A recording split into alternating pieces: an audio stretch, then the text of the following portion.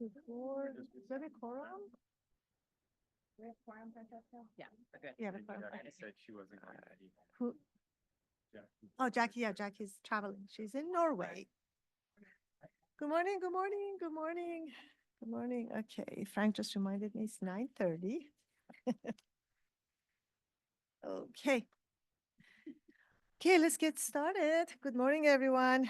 But before we get started, I'd like to ask our interpreter to walk through how to access our interpretation services for today's meeting. Please proceed. Good morning. Announcement from the interpreter. To use the interpretation feature, please scroll to the bottom of the Zoom screen where the meeting controls are. Click on the interpretation icon, the world, and select English as your language. If you're joining through the Zoom mobile app from a cell phone, tablet, etc., please press the ellipsis, then interpretation, and then choose your language. Finally, click on Mute Original Audio to not hear the original Spanish logo in the background. Headsets are available for interpretation. If you're in the meeting room, please check out a headset from the receptionist in the lobby. Aviso por parte del intérprete. Para hacer uso del servicio de interpretación, favor de desplazarse a la parte inferior de la pantalla de Zoom donde aparecen los controles. Haga clic en el icono de interpretación, globo terráqueo y seleccione Spanish Español. Si está utilizando la aplicación móvil de Zoom desde su celular, tableta, etc., presione los puntos suspensivos, luego interpretación y luego el idioma. Si no desea escuchar el audio original en inglés en el fondo, por favor seleccione Mute Original Audio, silenciar audio original. Contamos con auriculares disponibles para el servicio de interpretación. Si se encuentra en la sala de la reunión, favor de pedir auriculares con la recepcionista en el vestíbulo. Gracias. Thank you. Okay, thank you. And I would also like to take a moment to acknowledge the land that we call home. The tribal nations of the San Diego region has historically faced injustices. We acknowledge the harmony that existed between the land, nature, and its original peoples who have since endured displacement, persecution, and systematic oppression. We pay our respect to the unceded territory and homelands of the 18 tribal nations in our region, the most in any county in the United States, from our cultural groups, the Kumeyaay, the Guineo, Luisinho, the Copinio, and the Kawaya. This land has nourished, healed, protected, and embraced them for many generations in a relationship of balance and harmony. As members of the SANDAG community, we acknowledge this legacy. We aspire to learn from indigenous traditional knowledge and experiences in undoing the injustices of the past. And with that, please join me for the Pledge of Allegiance. I pledge allegiance to the flag of the United States of America, and To the republic for which it stands, one nation, under God, indivisible, with liberty and justice for all. Okay, and we'll ask our clerk right now to confirm that we have a quorum with a roll call for attendance, please. Thank you, Chair. We do have a quorum. For Biology Environmental, Lorraine Alquist. Present. CEO Private Sector, Sunny House. Contractor Construction is absent. For Finance Budgeting, Mariam Babaki. Here. For Licensed Civil Traffic Engineer, Frank Rivera. Present. And Licensed Engineer is absent, and Real Estate Right-of-Way Acquisition is currently vacant. And for advisory members from the San Diego County Auditor's Office, Tracy Drager. Here. And that concludes the roll call. Okay, thank you. Okay, so now welcome to the February 12th Independent Taxpayer Oversight Committee meeting. I would like to thank the staff for their efforts to put this meeting together. And a big thank you to everyone on the phone and the web for taking the time to join us today. Let us quickly talk about how this meeting will work today. We'll take in-person public comments followed by virtual public comments. If you're a member of the public here in the room, please submit a speaker slip to the clerk. For those virtual, please continue to raise your virtual hands at the right time. I want to make sure everyone knows that public participation is possible in person and via Zoom as well. And now I will ask SANDAG Financial Analyst Vanessa Leon to provide a quick reminder. Thank you, Chair Babaki. We will take both in-person and virtual public comments. As noted on the cover page of today's meeting agenda, in addition to emailing comments, the public may also provide live comments during today's meeting. In order to provide live comments, you can join today's Zoom meeting through the link or by dialing one of the numbers from your phone that are provided on the cover page of today's meeting agenda. Join the meeting by clicking on the Join Webinar link provided in the confirmation email you'll receive upon registering. When public comments are called for on an item on the Zoom platform, click on the raise hand icon in the Zoom toolbar. The clerk will call on you by the name you provided. If you're participating by phone, press *9. The clerk will call on you by the last 3 digits of your phone number. The instructions for providing live comments are also on the bottom of the cover page of today's meeting agenda, which can be accessed from the homepage of SANDAG's website at www.sandag.org. All comments, whether emailed or live, will be made a part of today's meeting record. Thank you. Thank you, Vanessa. So with that, are there any public comments? Please raise your hand. Teacher, we have no public comments. Okay. And are there any member comments? No member comments? Okay, thank you. So at this time, I would like to ask SANDAG's Senior Director of Regional Planning, Antoinette Mayer, if there are any agency updates. There are a few agency updates. Good morning, Antoinette Meyer. I'm the planning director here at SANDAG. I'm covering for Mario today, who got stuck in Washington, D.C. in the winter storm. So his flight was delayed, and I'll be covering iTalk today for him. The reason he is in DC is the last couple of weeks, he, the chairwoman, and others have been visiting both Sacramento and DC to do the kind of annual legislative delegation trips. So the trip to Sacramento last week was with the San Diego Chamber of Commerce, and they met with members of the legislative delegation and leadership from various state agencies, which is really important to do at the beginning of the legislative year. And then they traveled to Washington, D.C. as part of the National Association for Regional Councils, and we'll be heading back today. It's helpful to do these types of trips to really understand any impacts to funding our projects and our programs. So he'll come back with some good updates for all of us. Pardon our dust, we are moving, and it's a little chaotic around here. Our staff transitioned to temporary remote work starting this week, and we expect that they'll be working remotely through February and probably into March as well, while we decommission the space here and get the new space at West functional. We will continue to have public meetings here in this space, at least through February, maybe into March, until the boardroom is ready at West. And our reception here at 401 B Street is also open for members of the public who come in. We're finalizing the draft FY26 budget, so it's been all hands on deck getting that ready, and we'll be sharing that soon with the board. I think a big focus of those budget discussions this year has been really how can we be really smart with our limited and valuable resources, and what can the agency realistically accomplish. So we're working with Chair Huebner to have discussions with the board over the next few months about prioritization, how we allocate the resources and build the budget. And part of those discussions is the important update that you're going to be receiving today on the TransNet and TDA revenues. You probably heard in the news that we published the value analysis study for the Lausanne realignment project.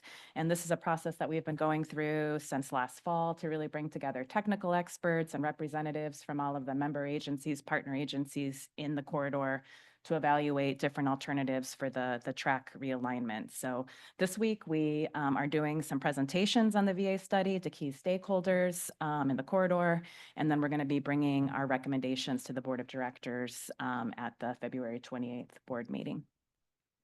About a year and a half ago, our board approved funding to start the planning for 6 rapid bus projects in the region, which is really exciting. And we kicked off one of those rapid projects last week with a public meeting. This is what we refer to as the Rapid Bus 277, and it will connect Ramona through Poway to the Sabre Springs Transit Center, really providing a good connection for the unincorporated communities to the transit network. So this is an exciting project. We've heard from Ramona for a very long time that they want this service. So we had a successful public meeting, got a lot of great feedback, and we're going to continue to kick off the other 5 rapid projects. In 2 weeks, we'll be kicking off the one that goes from East County to UCSD along the 52. So very exciting for the communities who have been waiting for those projects for a long time. Work continues on the transition to our new back office system for the SR 125 and the I-15. We are on track for our July go live date. We're very focused right now on data migration and system testing. At the same time, we're also going to be pursuing an organizational assessment of the Toll Operations Center. We're going to be bringing on tolling experts to really evaluate how our toll operations is set up and make any recommended improvements to our organizational structure. Also, just wanted to alert everyone that there has been a nationwide text and email scam related to tolling. So if you get a suspicious text message, first, we do not send text messages, but if you get a suspicious email about fast track or toll fees, please be cautious. Don't click on any links. You'd be better to just call the customer service center to verify if it's a legitimate email. Otay Mesa East, excited to say that we signed the federal project agreement with Caltrans, the GSA, and CBP, and we also awarded the contract for pre-construction services. So that project is moving forward, which is great news. And then last but not least, we are gearing up to release the draft 2025 regional plan. So this is the year when we have to adopt a new regional plan and submit it to federal and state agencies. This week, we're starting a round of outreach with a joint working group meeting tomorrow at the library. And then we'll be having a similar meeting with several of the Policy Advisory Committee meetings next week, and we'll be coming to you at your next meeting with an update as well. But we're going to be sharing the draft transportation network, the costs and revenues, and the modeling results for the regional plan. And this is in preparation for releasing the draft this spring.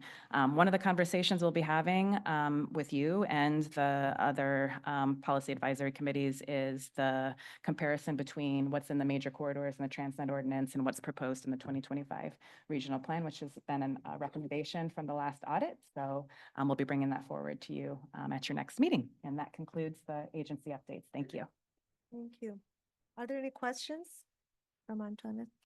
I have a question. Sure. I don't know if should we wait for Mario to get back and tell us whether the administration's new approach, whether it's going to be affecting anything that's going on in SANDAG. We don't know yet. I know the concern that we have right now are the grants where we don't have federal agreements executed yet. So we're waiting to learn more. And part of the trip to DC will be to advocate for the funding to continue to come to the agency and to get those agreements executed. But we'll keep you all posted as we know So more. you haven't heard anything yet on none of Nothing confirmed. I think our finance team can share that the discretionary grants are the things that are really kind of up in the air, but our formula funding as of now will continue to come to the Yeah, correct. agency. We've been notified that our formula funding that we get on an annual basis is still to continue to come in, and invoices will continue to be paid. Anything that we do currently have a grant agreement on is going to continue to be paid. It's the ones that have not had a grant agreement and any future grants that we would be reaching out to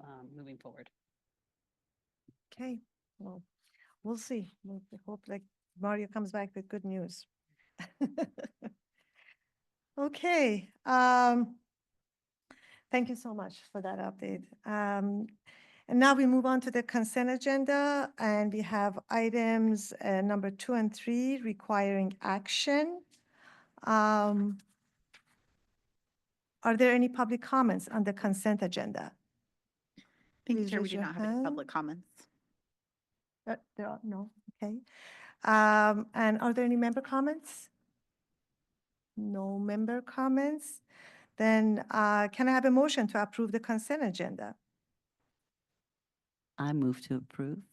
I'll Okay. second it, Rivera. Okay, Sunny motion and Frank second.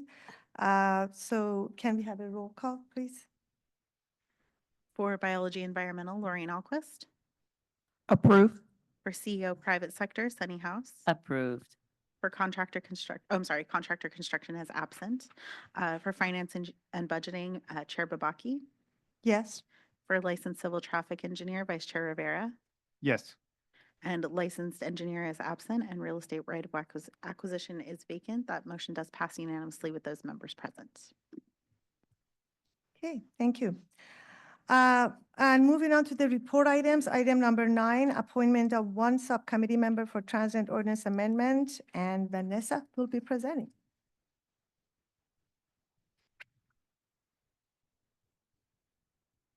Good morning, ITAC members.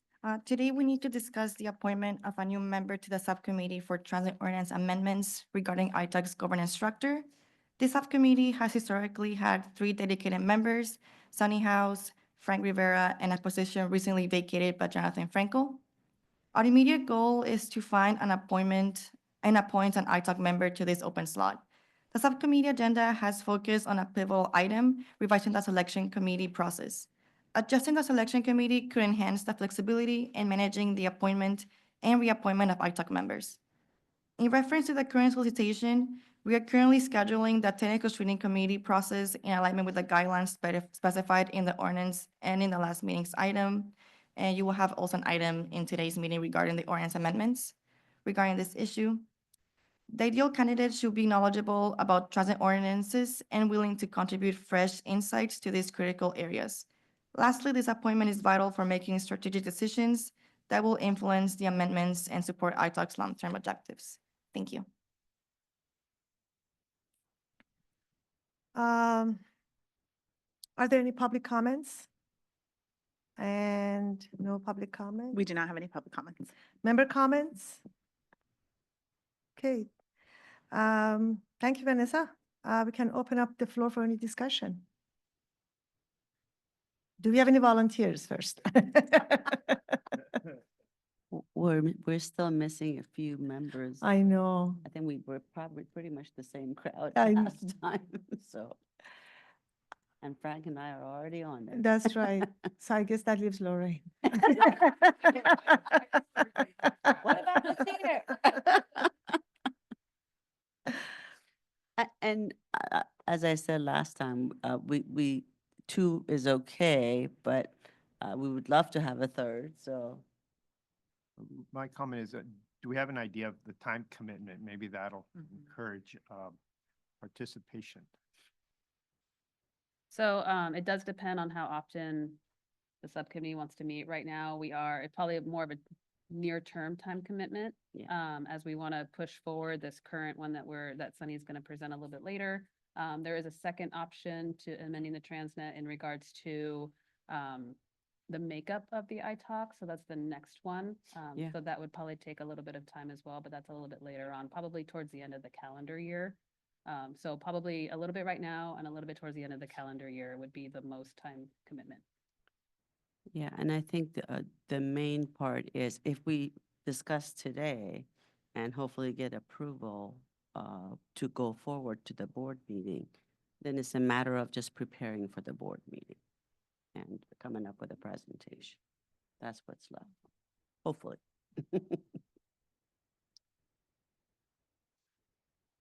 What if we bring this back hopefully next month? Okay. With- We can Then bring it back hopefully again. we'll have two of our members over here too, and they probably will have a new energy to take up new assignments. Or we can volunteer somebody that's not here. You could.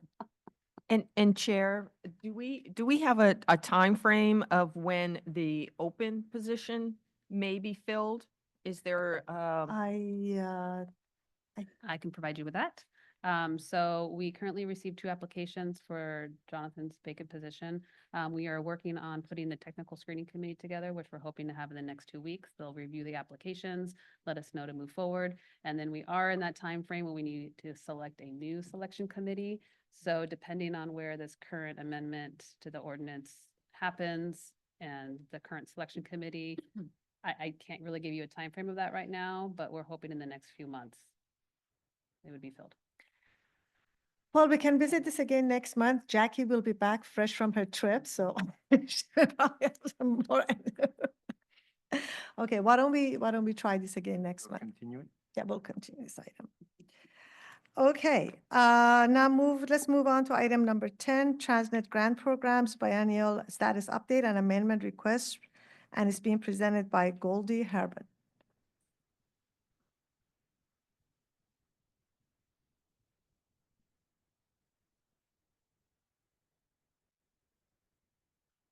Morning. Morning.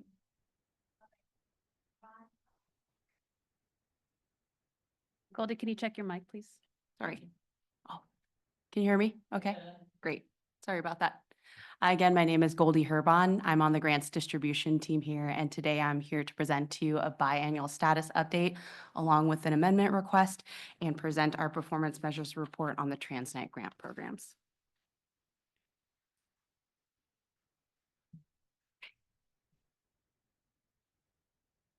Thank you. Just as a quick refresher, there are 4 TransNet grant programs that ITAC has purview over. The first one is the Environmental Mitigation Land Management Grant Program, or EMP for short. This program funds projects that mitigate habitat impacts from regional transportation projects. Activities include maintaining and enhancing native habitats within regional preserves, as well as protecting endangered species. The Senior Mini Grant Program, or SMG, provides funds for transportation services for older adults. The Active Transportation Program, or ATGP, provides funding for projects that promote active transportation and increases connectivities to places like schools, work centers, community centers, and retail centers as well. And the final program is called the Smart Growth Incentive Program, or SGIP. This grant program funds local transportation projects, such as infrastructure projects and planning activities that increase infill development, increases or facilitates compact development and mixed-use transit-oriented development. Smart growth also encourages increasing housing and transportation choices. So this is a high-level summary of the TransNet grant program activities during the reporting period, which extended from July 1st to December 31st, 2024. Grant staff actively tracked 22 projects, grantees completed 12 projects, and there were 5 projects that were placed on the watch list. Projects that are placed on the watch list have not made timely progress toward meeting project milestones or key deliverables, which are defined in Board Policy 35, or they're also placed on the grant list if the grantee is not implementing SANDAG issued corrective actions. Lastly, there were 2 amendments for TransNet grant programs this reporting period. One is a part of my presentation today, and the second amendment is for an ATGP project, which is a standalone item, item number 11 on your agenda today. So the first program, EMP, this reporting period had 9 active projects and 8 projects were completed. Those completed projects were executed by the City of San Diego, County of San Diego, Earth Discovery Institute, Nature Collective, Otay Water District, and the Port of San Diego. So as you can hear, these projects are completed by a diverse set of agencies all throughout the county. The completed projects had a total grant award of $550,000, averaging roughly $70,000 per project. There were no projects placed on the watch list. And the project showcase for the EMP program is the Port of San Diego's Endangered Avian Nesting Site Stewardship at D Street, Phil. The project included site preparation, treating invasive weeds prior to the California least tern nesting season, managing and monitoring the terns, western snowy plovers, and other commingled nesting birds, and predator control. At least 44 least tern nests were recorded at the site, and an estimated 4 fledglings survived to adulthood. This photo shows 2 California least tern chicks at the D Street Phil location. So next we have the Senior Mini Grant Program. There were 4 active projects. None of the projects were completed during the 6-month period. One was placed on the watch list. That's FACTS CTSA Mobility Management Project.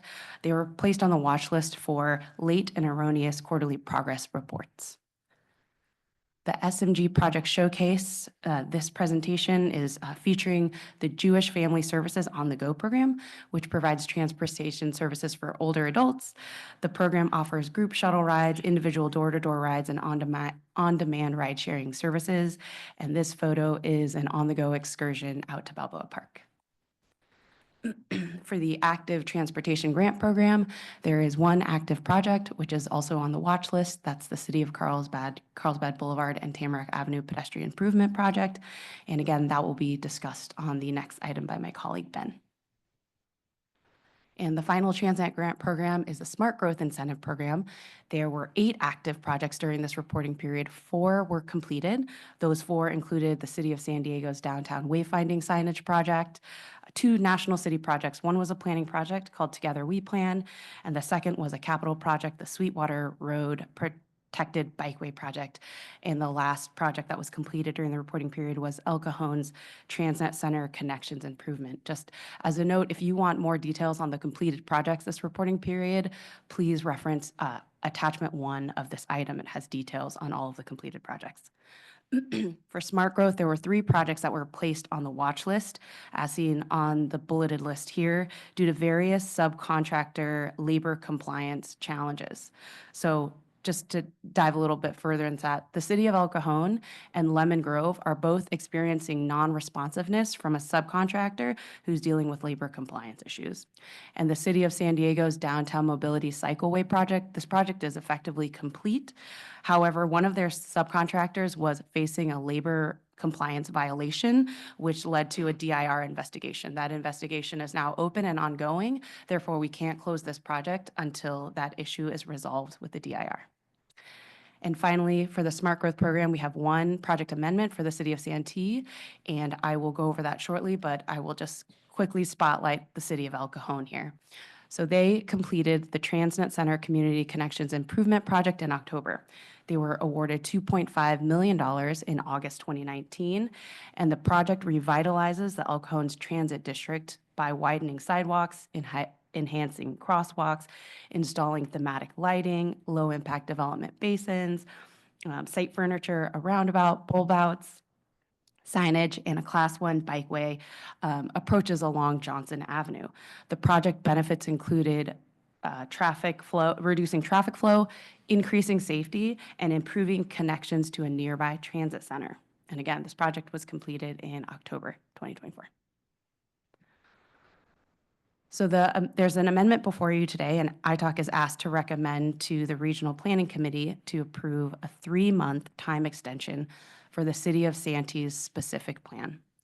The project requires an additional 3 months because during preparation of their draft environmental impact report, or EIR, it was determined that a water supply assessment would be needed as supporting technical documentation. Additionally, Santee received comments from the Airport Land Use Commission, or ALUC, that required a determination of consistency with the project with Gillespie Field's Airport Land Use Compatibility Plan. More details can be found in the city's amendment request letter, which is attachment 3 of this item.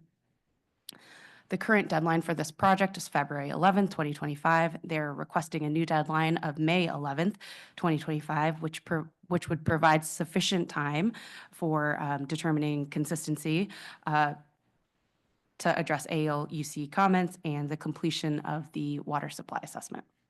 Staff is on the phone should you have technical questions about the project there. So now I want to move into a new section of this report. It's new and atypical for a biannual update. And this performance measures report that I'm going to go over is attachment 2 of your document. It's a 10-page report. And this report here is brought to you for the first time today to address a fiscal year 2024 triannual audit recommendation, number 19 for reference, that requests putting into place a protocol to summarize grantee performance data and to analyze the success of grant performance and report out to ITALC. So the report begins with background data related to TransNet revenue to provide context. And then also on the first page, we provide TransNet grant program revenue received for each TransNet discretionary grant program. There's a bar chart on the first page, which is also shown here on the slide, which compares TransNet grants awarded to date as compared to TransNet revenue received. So across the x-axis, you can see the TransNet grant program referenced, and the bar chart data represents the TransNet revenue received in navy blue compared to the grant dollars that have been awarded in the purple, and then the lighter blue color indicates non-grant TransNet revenue designated for other programs. By and large, SANDAG's grants distribution staff have been able to keep up with releasing grants TransNet revenue as it's received. However, note that the Smart Growth Incentive Program just released their Cycle 6 call for projects last month, releasing $45 million in funding, making up that disparity in the two left bar charts under Smart Growth that you see there. So program performance data begins on page 2.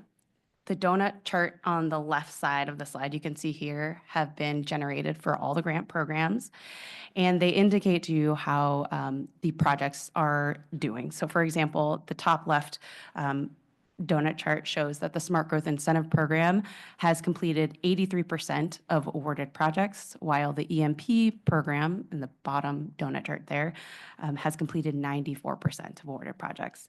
Project counts and dollar amounts are also provided for active and completed projects in that same section. We also present data cycle by cycle for the programs and the number of projects that were selected for award so that you can see some programmatic trends. So as an example, on the upper right-hand side of the chart, you can see the Smart Growth Incentive Program by cycle numbers indicated in the x-axis. Those white numbers in the bars, in the navy blue bars itself, is the number of projects that have been awarded. The orange trend line indicates how much money was released, and there's a label there for how much money is released there as well. So each program provides funding for specific kinds of projects. Like the EMP program, the Smart Growth Incentive Program, and the ATGP projects typically fund planning and construction projects or capital projects. The Senior Mini Grant Program, though, SMG, provides grants for capital, mobility management, and operating projects. Because of this, the SMG section of the report provides additional details different from the other grant sections, like the graphic on the bottom right there. So this chart illustrates the 3 unique SMG project types, the number of projects that have been selected for award under SMG, and how much money they've received. And just for reference, in the report, all of the different project types are defined so that you can understand what you're reading, what you're looking at. And these snapshots, these bar charts, these histograms are really here to reflect some just programmatic trends for you, right? So you can see how much money is being allocated. You can see the number of projects awarded kind of follows the dollar amount line. And then for a Senior Mini Grant Program, you can see they've predominantly funded operating projects, right? You have about 85% of the funding in SMG going to those projects on the far right bar chart. So before the FY24 triennial recommendation, there were not standards in place across all grant programs to track performance metrics. Therefore, as a part of developing this performance measures report, and in order to document the past success of grant efforts, we developed these performance metrics funnel charts for all of the grant programs for completed projects. These funnel charts resulted from the identification of completed project outcomes, and this was done by analyzing their quarterly reports and their final project submittals.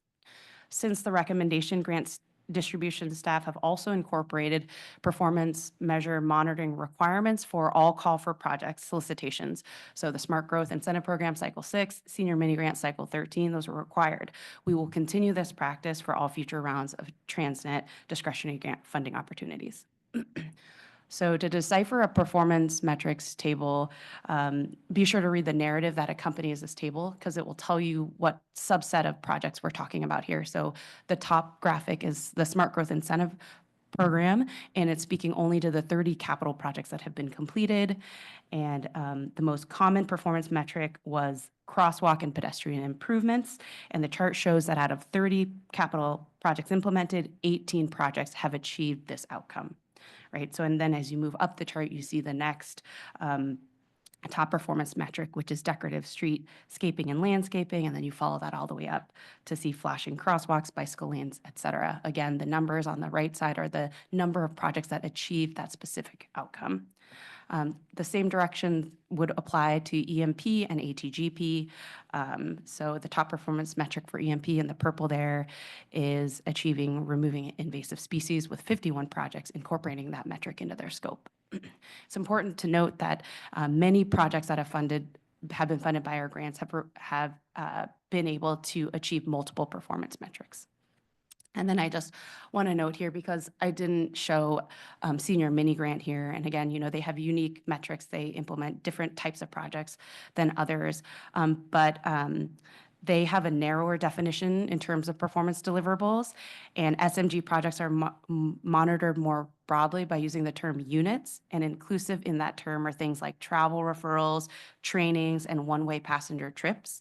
And so the success of those projects are calculated by determining how well they meet their performance deliverables. So scopes will indicate the number of units for each project, and then we track progress on how they are achieving their goal as established in their scope. So the last section of the performance metric begins on page 8, and it's called Active Grant Monitoring. This section serves as a summarization of current grantee performance data and will provide an analysis of grant efforts during the biannual reporting period. So for each TransNet grant program, we report out on the active grant projects in this section by type and phase. And then we provide the qualitative metrics on the completed projects, which is the bulleted text on the left side of the slide. And then we provide a snapshot of expended and remaining funds. So how you read this section. So looking at this slide, you can see that there are 8 active Smart Growth Incentive projects currently ongoing. 1 is planning, 1 is environmental review. I'm moving up the bar chart here. 2 alternative analysis projects are active, and then we have 4 capital construction projects. Those 8 projects, sum of grant award is $10.1 million. And then if you look down lower into that progress bar chart, you can see how much money has been expended by those 8 projects. So they've expended $6.7 million or have been reimbursed for, and they have 3.4 remaining. Earlier, I talked about 4 completed projects, and in this section, you can see the actual qualitative benefits, the performance metrics that were delivered as a result of completing those projects during this reporting period. So this reporting period, we received a focused general plan, a climate action plan update, environmental documentation from National City. The City of San Diego built 48 wayfinding signs in Cortez Hill, downtown, and Little Italy. El Cajon built a roundabout, widened sidewalks, improved pedestrian construction, and then National City built 1.2 miles of protected bike lane, half a mile of bike lane that connected to the regional network, et cetera. So here we really want to showcase, like, this is what we're getting for our money. These are actual tangible things that we can point to that the community sees as well. And this is just another example of the same section. So this one is referring to the environmental mitigation program. So they have 9 active projects currently, and 7 of them are species and habitat recovery, and 2 are threat reduction stewardship projects. Again, the total sum of those active projects is $1.5 million. And then you look down lower, so you can see how much money has been spent as of the end of the reporting period, December 31st. So they've spent about 1/3 of their grant dollars, and they have 2/3 left, just over $1 million. And then all of the quantifiable benefits that they've contributed to by finishing 8 projects this reporting period are listed here.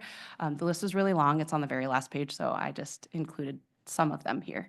But again, these are the quantifiable metrics that come out of this program that we see. And that is the end. I know I threw a lot out at you. We tried to summarize 17 years worth of discretionary grant program information in 10 pages. And moving forward, honestly, I don't think this is the whole report you're going to see. We'll provide to you data that changes, right? Like the percentages that increase over time, or the expenditures that are making way, or, obviously those qualitative benefits will be changing as well as different projects get completed each biannual period. But really just open to any comments about the report if you'd like to see any changes or the things that you like to keep, taking feedback, because we'll continue to bring this before you today, because we hope that this is a little bit more meaningful to help you make the decisions you need to make with regard to TransNet grant program dollars. And that concludes my presentation. Thank you so much. Thank you, Goldie. Excellent presentation. Are there any public comments on this item? We have no public comments. Member comments? Sunny? Hi, Goldie. Thank you so much. This is great. It really paints a picture of how, effective these grant money is for the different things that are happening. So you did throw a lot at us. So I'm going to go back up, first of all, on the projects that are on the watch list. Yep. The ones that are primarily labor compliance issues. Are they within the time frame, or are you looking for extensions in the near future? What's the timeline?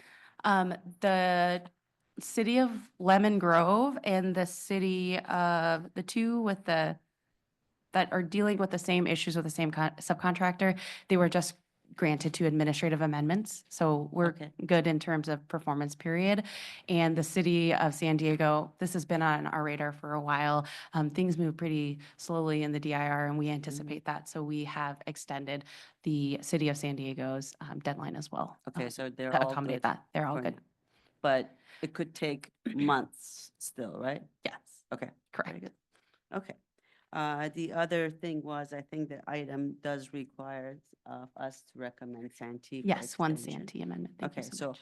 I'll hold on that for the motion, but I like the report that you provided as far as the summary.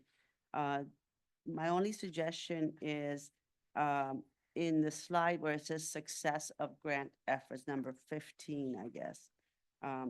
It would be nice either in a note or somewhere even on the top to just put in the number of projects total that Yep. this is going out of, because people don't always read the narrative or something like that. So just Yep. to make it as more self-sufficient would be great. Absolutely. Yeah, I'll make that change in the report next time.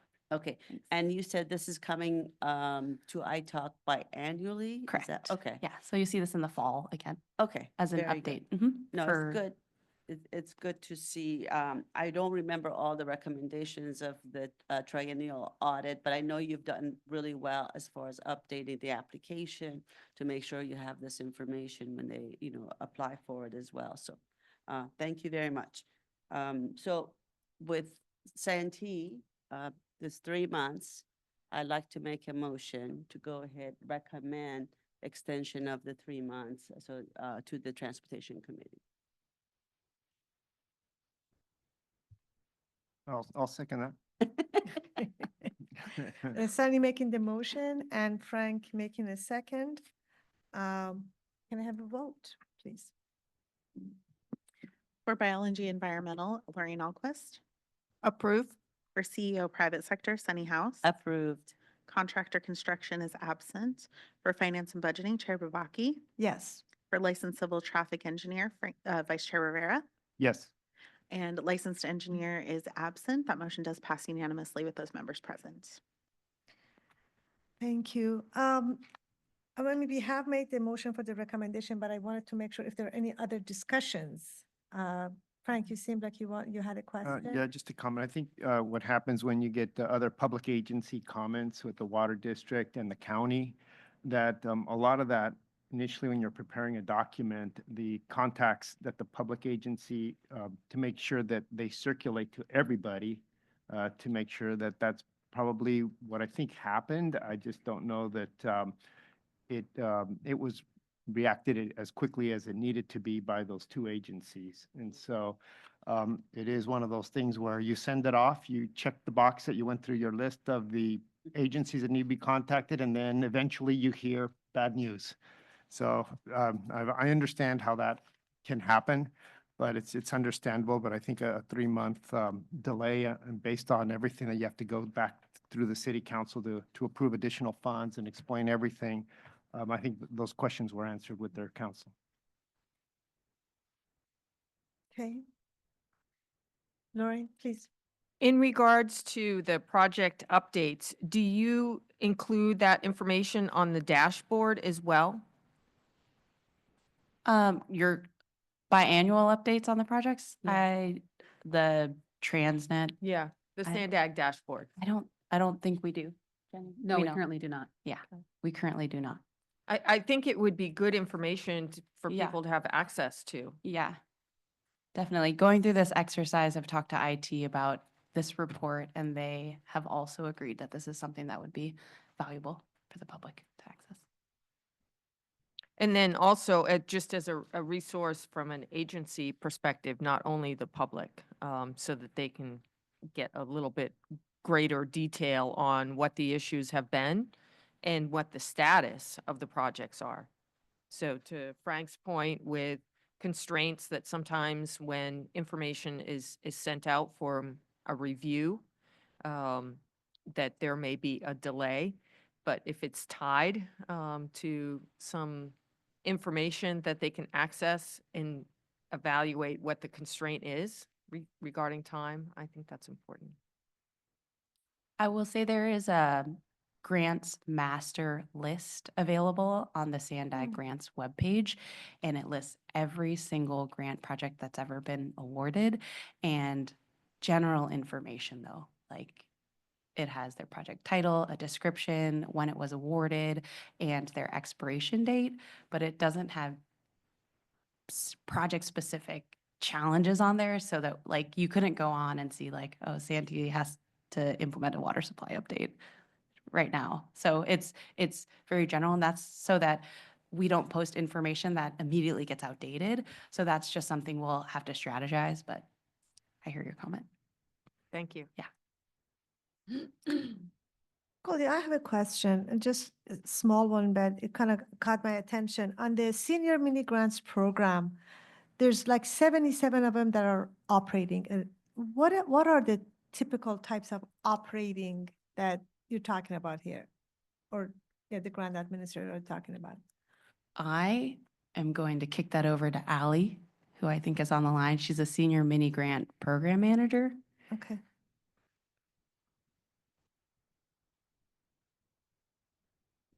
We're working on it right now. Thank you.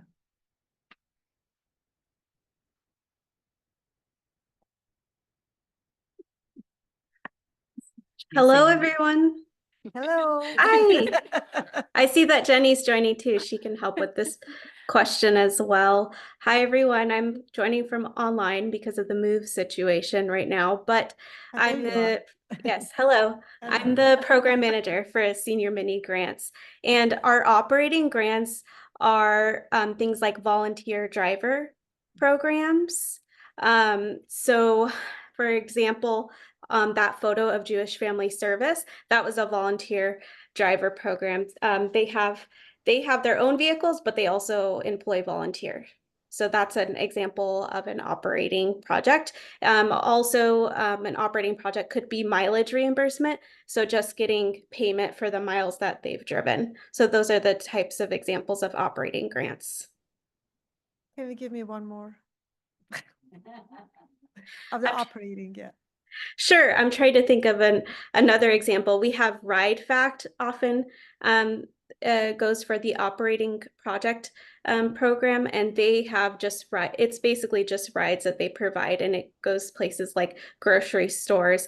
And so it doesn't have to be a volunteer driver program. It could just be their own vehicles that they employ. So that's another example of a operating grant. Okay, so it still kind of falls under mobility. Yes, they're all transportation grants. I think a better way of explaining it is kind of contrasting with our mobility management grants. Mobility management is more like referrals. So if somebody calls in and asks to go somewhere, they refer out to either themselves or another agency that could help them. So oftentimes our mobility management are for referrals. And then in comparison to capital grants, which we no longer fund through senior mini grant anymore, but capital grants, those are usually vehicle procurements. So those are the differences between the three project types. So if I wanted to know what these grants are, what the nature of these grants are, would I be able to go to the dashboard and find them? Like specifically what they are? It's not on the dashboard currently, but it definitely is on our website for the Specialized Transportation Grant Program. Okay. All right. Thank you.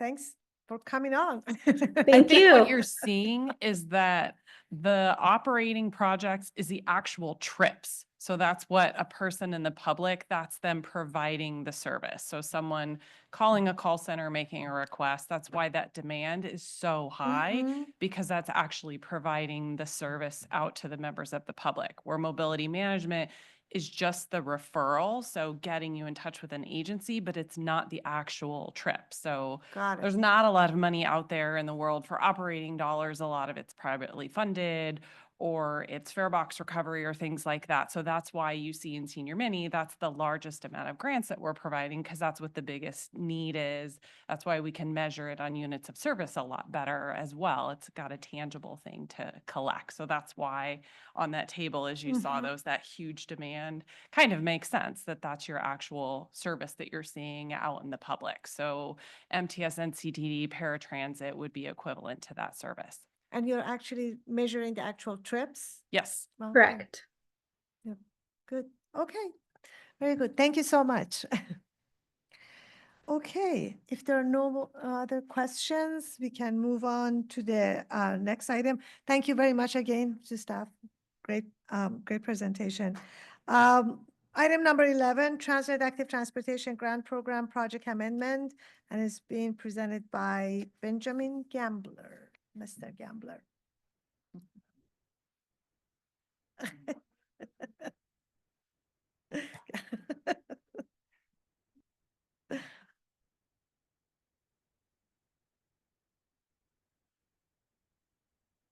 Okay. So good morning, members of the ITAC. I'm Benjamin Gembler, and I'm here with Tom Frank from the city of Carlsbad to request your consideration of an amendment request by the city regarding their TransNet Active Transportation Grant Program project.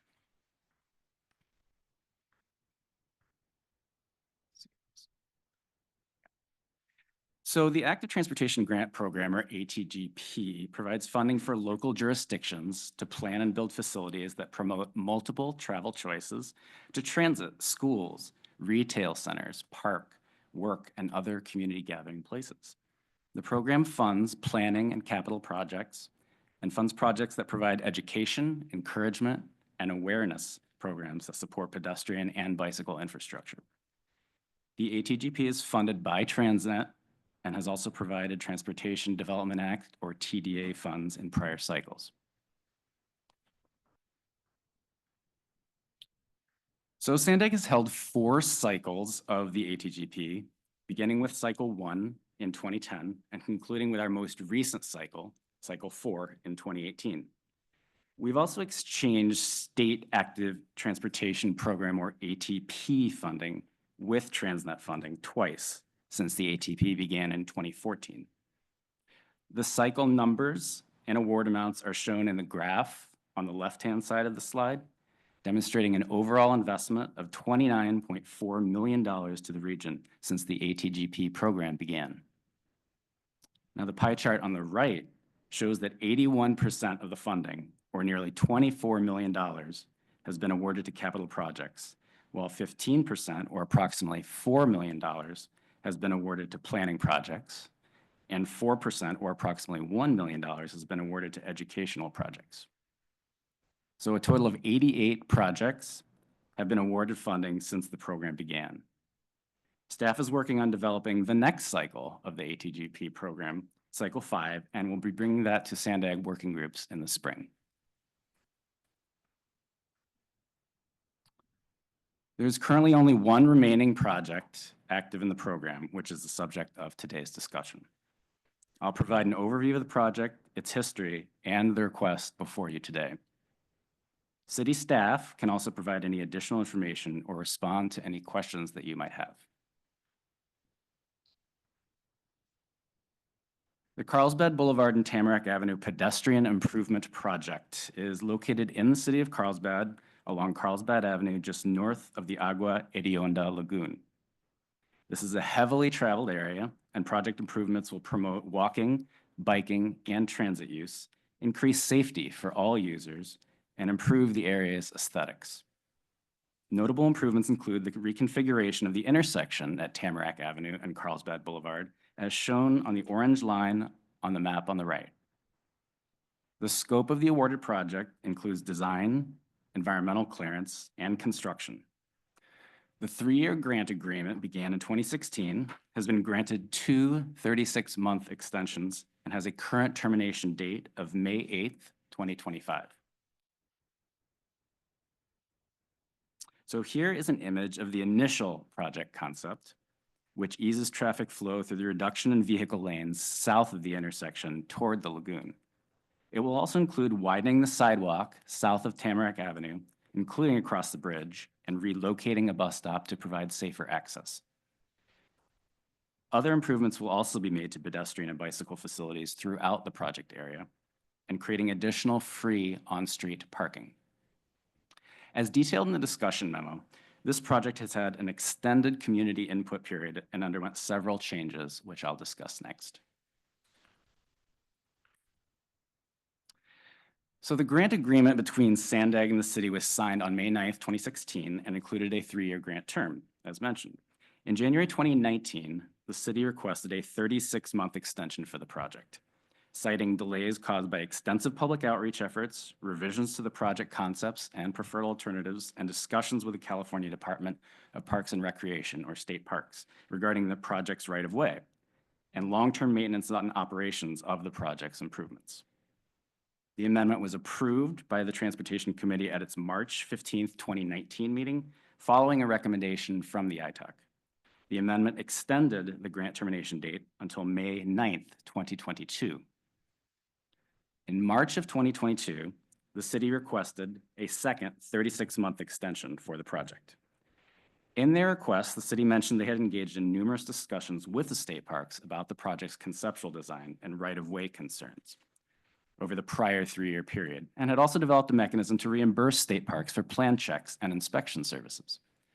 The city had also evaluated another project alternative, a roundabout, and had hired a consultant to provide engineering and environmental services for the project so that design could begin.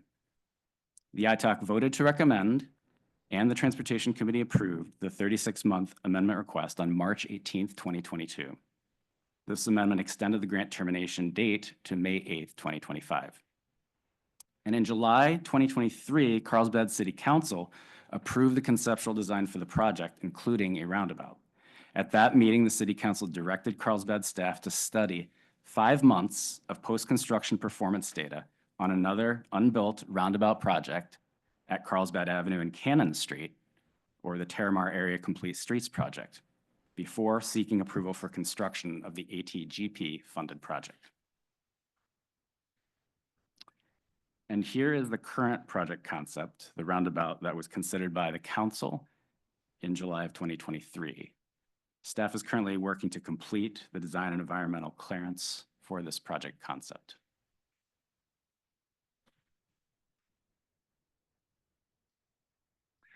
So the city is requesting an amendment that includes 2 changes. First is a scope of work and budget change that would eliminate the project tasks requiring construction and redistribute the remaining funds to the remaining project tasks. If approved by the board, this change would allow the city to complete the project's design and environmental clearance and have the project ready for council direction and possible construction in May of 2027. The other request is for a 24-month time extension. This change would allow the city sufficient time to complete the design and environmental phases of the project. So the project was awarded $1,054,000, and to date, over $529,000 has been paid for project expenses incurred.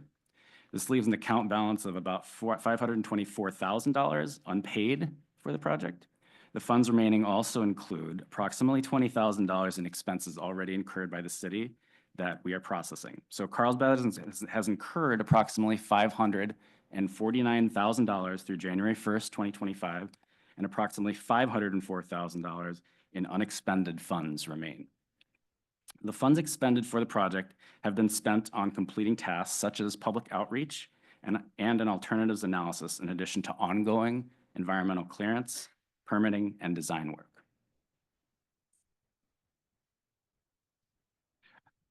So this project has run into various challenges, and we wanted to provide some additional detail for you to consider in your decision-making today.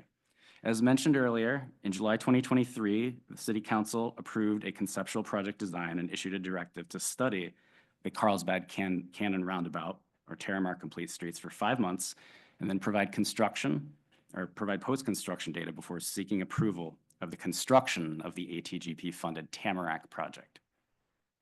Carlsbad applied for ATP funding for the Terramar project, with construction to start in August of 2025 and be completed by January of 2027.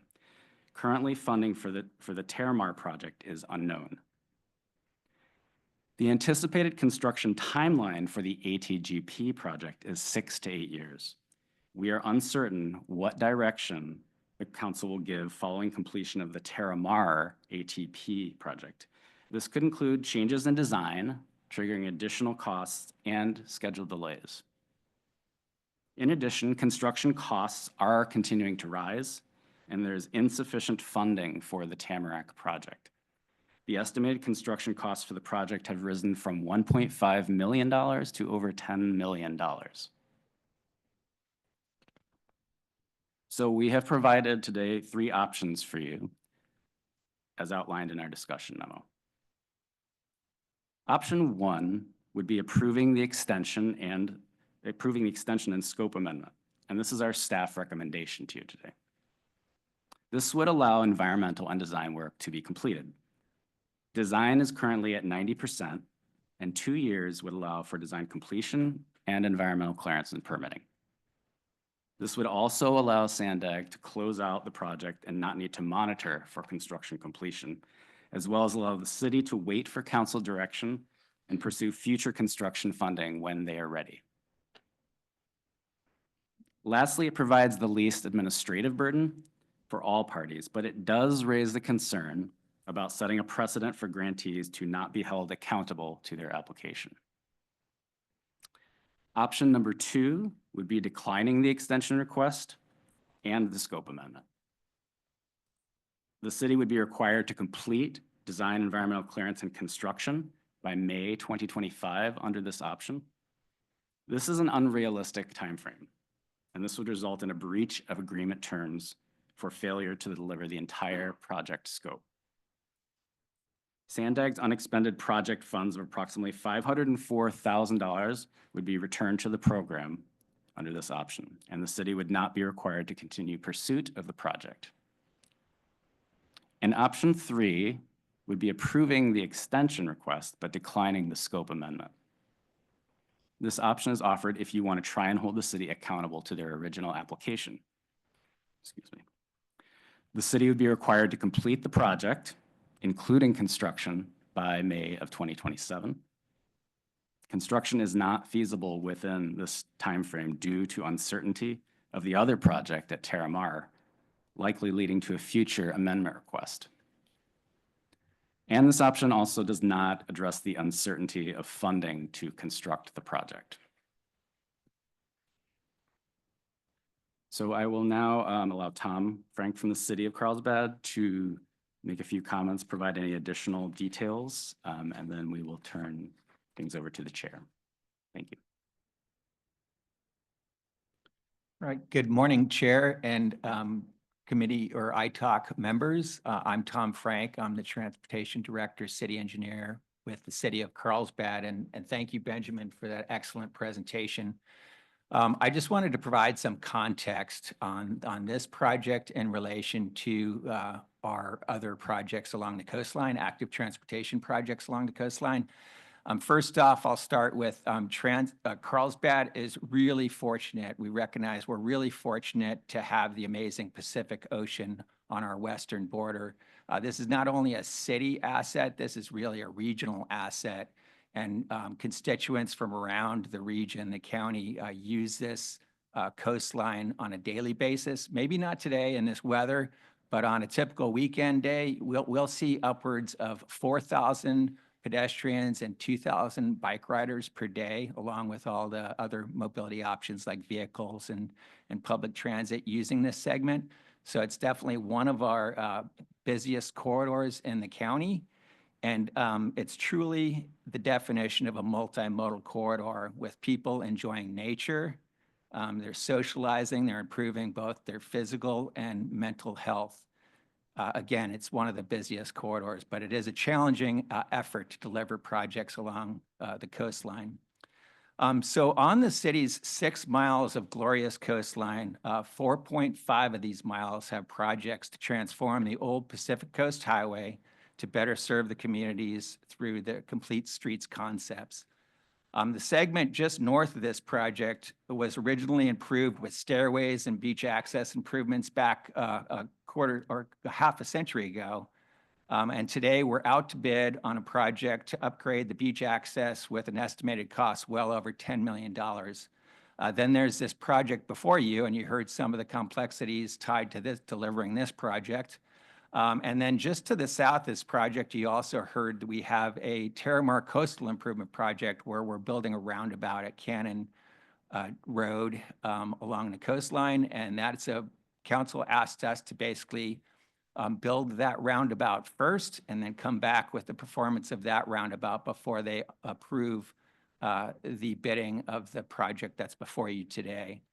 So they wanted us to evaluate 5 months of data on the performance of that before bringing back a report to them to further this project in front of you today. And then to the south of that project, that project, the current estimated cost on that is about $15 million. And we're at the 90% design level for that Terramar project, and we're just about to go and submit a formal application for a coastal development permit. So just south of that project, then we have a 3 mile coastline project. It's called South Carlsbad Boulevard Coastline Project. There's 2 segments for that project. The first segment is a 1 mile segment, and it runs from Monsanto Drive through the dip in the road, if you've driven that or rode that coastline, to Island Way. And in 2023, the City Council approved conceptual designs, including 3 roundabouts and a separated Class 1 bike and ped facility.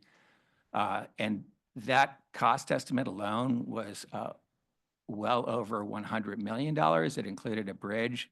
And so that's that 1 mile segment. And then the remaining 2 miles were just at the preliminary planning level for that project.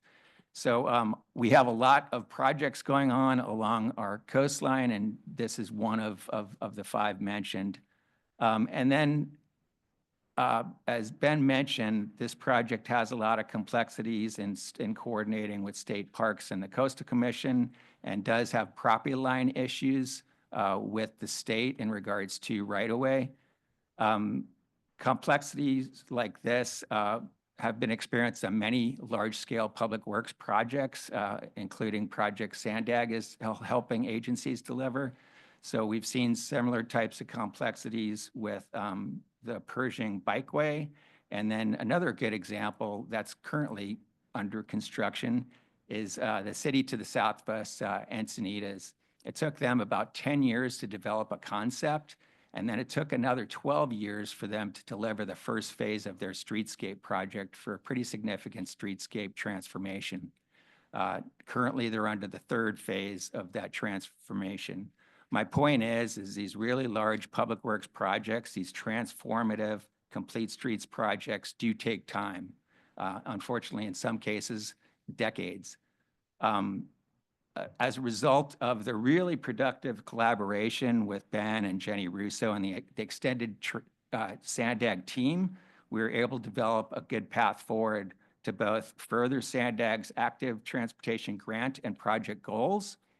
As Ben mentioned, this will reduce the burden on SANDAG by terminating this longstanding grant in 2 more years, and then also slightly reducing the grant ask. It'll also help us deliver a shovel-ready plan set that we can pursue other grant opportunities. So I thank you, ITALC members, for your service to our region and active transportation to our constituents. And we support staff's recommendations, and I'm happy to answer any questions. Thank you. Thank you, Tom. Are there any public comments? We have no public comments. Member comments? I'm sure. wants to go first? Lauren, would you like to? Thank you very much for the detailed presentation. Certainly, this is a lot of data. Regarding the environmental compliance and clearance, has that actually taken place or is it still in process? It's in process, but it's very far along in the 90% deliverables. This year, we're going to our planning commission for the environmental studies. And then, as I mentioned, we're about to submit for our formal coastal development permit. And that, of course, would take, we're targeting about a year. So that's kind of the time frame for that. I'm sorry, you were talking about the Terramore project, or are you talking about this project? This project. Oh, I'm sorry. Yes, we have been working on the environmental studies, more of the earlier assessments, and but yeah, they're ongoing. We're at probably about the 60% level. Okay. Yeah. And then aligned with that, you've done phases of public outreach and received feedback based upon that solicitation to the public, correct? That's correct. Okay. And then has there been any outreach to the Coastal Commission preliminary, just to find out about design details and then how that could possibly modify the environmental document? We have monthly coordination meetings with our Coastal Okay. Commission staff. Okay. I'm just trying to get a sense of Yeah. if that's realistic, the time frame and the associated budget, based upon where the project is at. Well, as you heard, there's a precursor to this project for us to deliver the Terramore project, and that project is currently unfunded. We have a significant portion of the funding, but we are, as mentioned, searching for other grant funds. So there's a lot of variables. So your point is well taken, where we can't commit to a definite time frame for both the Terramore project south of this or this project. So you're right. Yeah, and just the practicality of how things are going to change, and if you haven't fully got the fully received the environmental clearance and then the permits, there's still a wild card of challenges there as well. Absolutely, and that's why we thought a good path forward was to limit it just to 2 more years. That way, SANDAG could terminate this longstanding grant, and we could move forward with other options, whatever they may be at that time. Well, thank you very much. Thank you. Sunny, yes. Wow.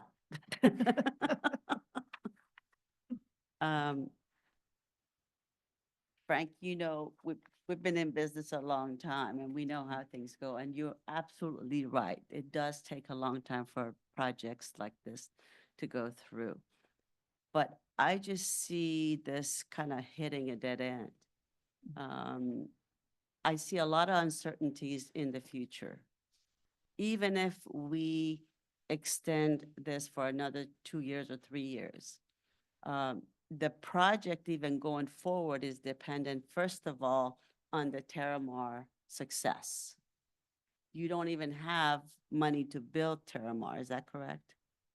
We have a significant portion, but not all of it at this time, yeah. So if the council wants to wait and see performance there, that means they have to wait for you to finish the design, find the funding, build it, and then perform whatever amount of observation period is necessary. So that's one issue for me. The other one is, sounds like or looks like the extended, I guess the roundabout seems even more right-of-way take. Isn't that correct from the parks area? It's about the same, actually, and Really? yeah. Okay. And so, the footprint's about the same, because even with the, if you looked at the signal option, we're still doing a lot of other types of modal improvements like walkways, and so yeah, it's Okay. Okay. And the good news is we have been coordinating closely with state parks. So in the event we are not at a point to do the formal right-of-way transitions, we've worked on maintenance agreements so we could bring it forward. Yeah. Okay. But there's still uncertainty of all of that happening, especially with the Coastal Commission. The other thing is, ITALK voted for this grant to be approved, or the SANDAG granted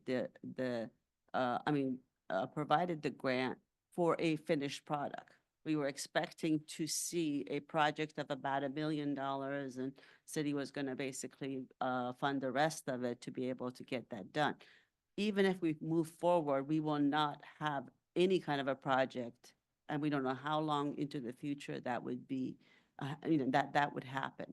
So I do have a lot of concerns about whether it's better to put this money back in the pot for somebody else to be able to take advantage of, and if the city still would like to move forward, find whatever, $500,000 it is to finish it, or, because you still need more money beyond that to even build it. So that's my concern is, as someone that's trying to make a really wise decision based on facts and what is known versus what's unknown and into the future, I just have a lot of concerns about this, so. Thank you. Okay. Frank? Yes. I just have comments. The project has gone on for much too long, and I think if we go back to the original application, I don't think it's fair for the SANDAG's grant review panel to have considered this project to go from preliminary engineering, environmental, right-of-way design and construction, whereas we haven't even completed the environmental or the design. So it's really preliminary engineering. And based on the timeline of the grant program for 3 years, maybe the original submittal should have been scaled back into something more reasonable so that we wouldn't have gone through the first and the second extension. ITALK did say that they had concerns about any future extension, and this is in 2022. And now we're in 2025, and we're looking to go to 2027. I have concerns about that. Also the other concern I have is that, where would the region be if this wasn't only a preliminary engineering grant submittal, and the additional funds would have been put to work elsewhere?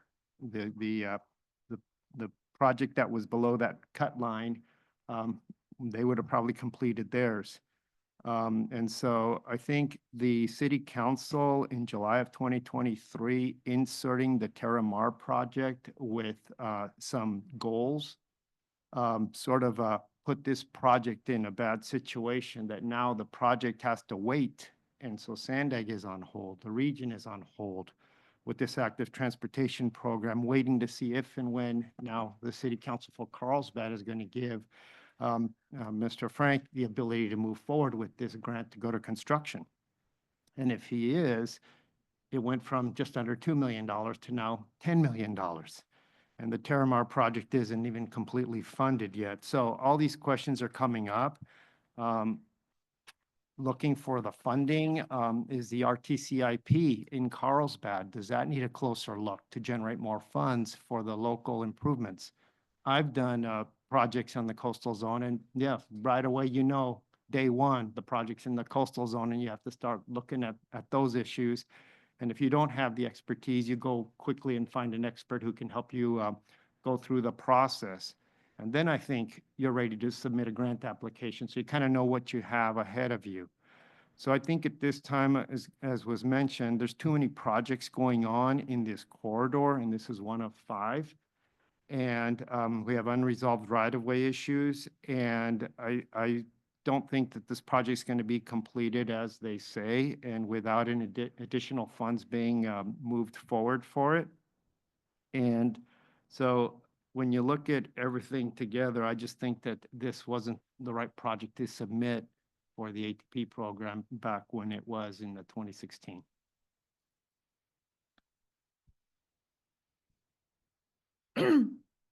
So thank you, Frank. Yeah, most everything kind of has been said.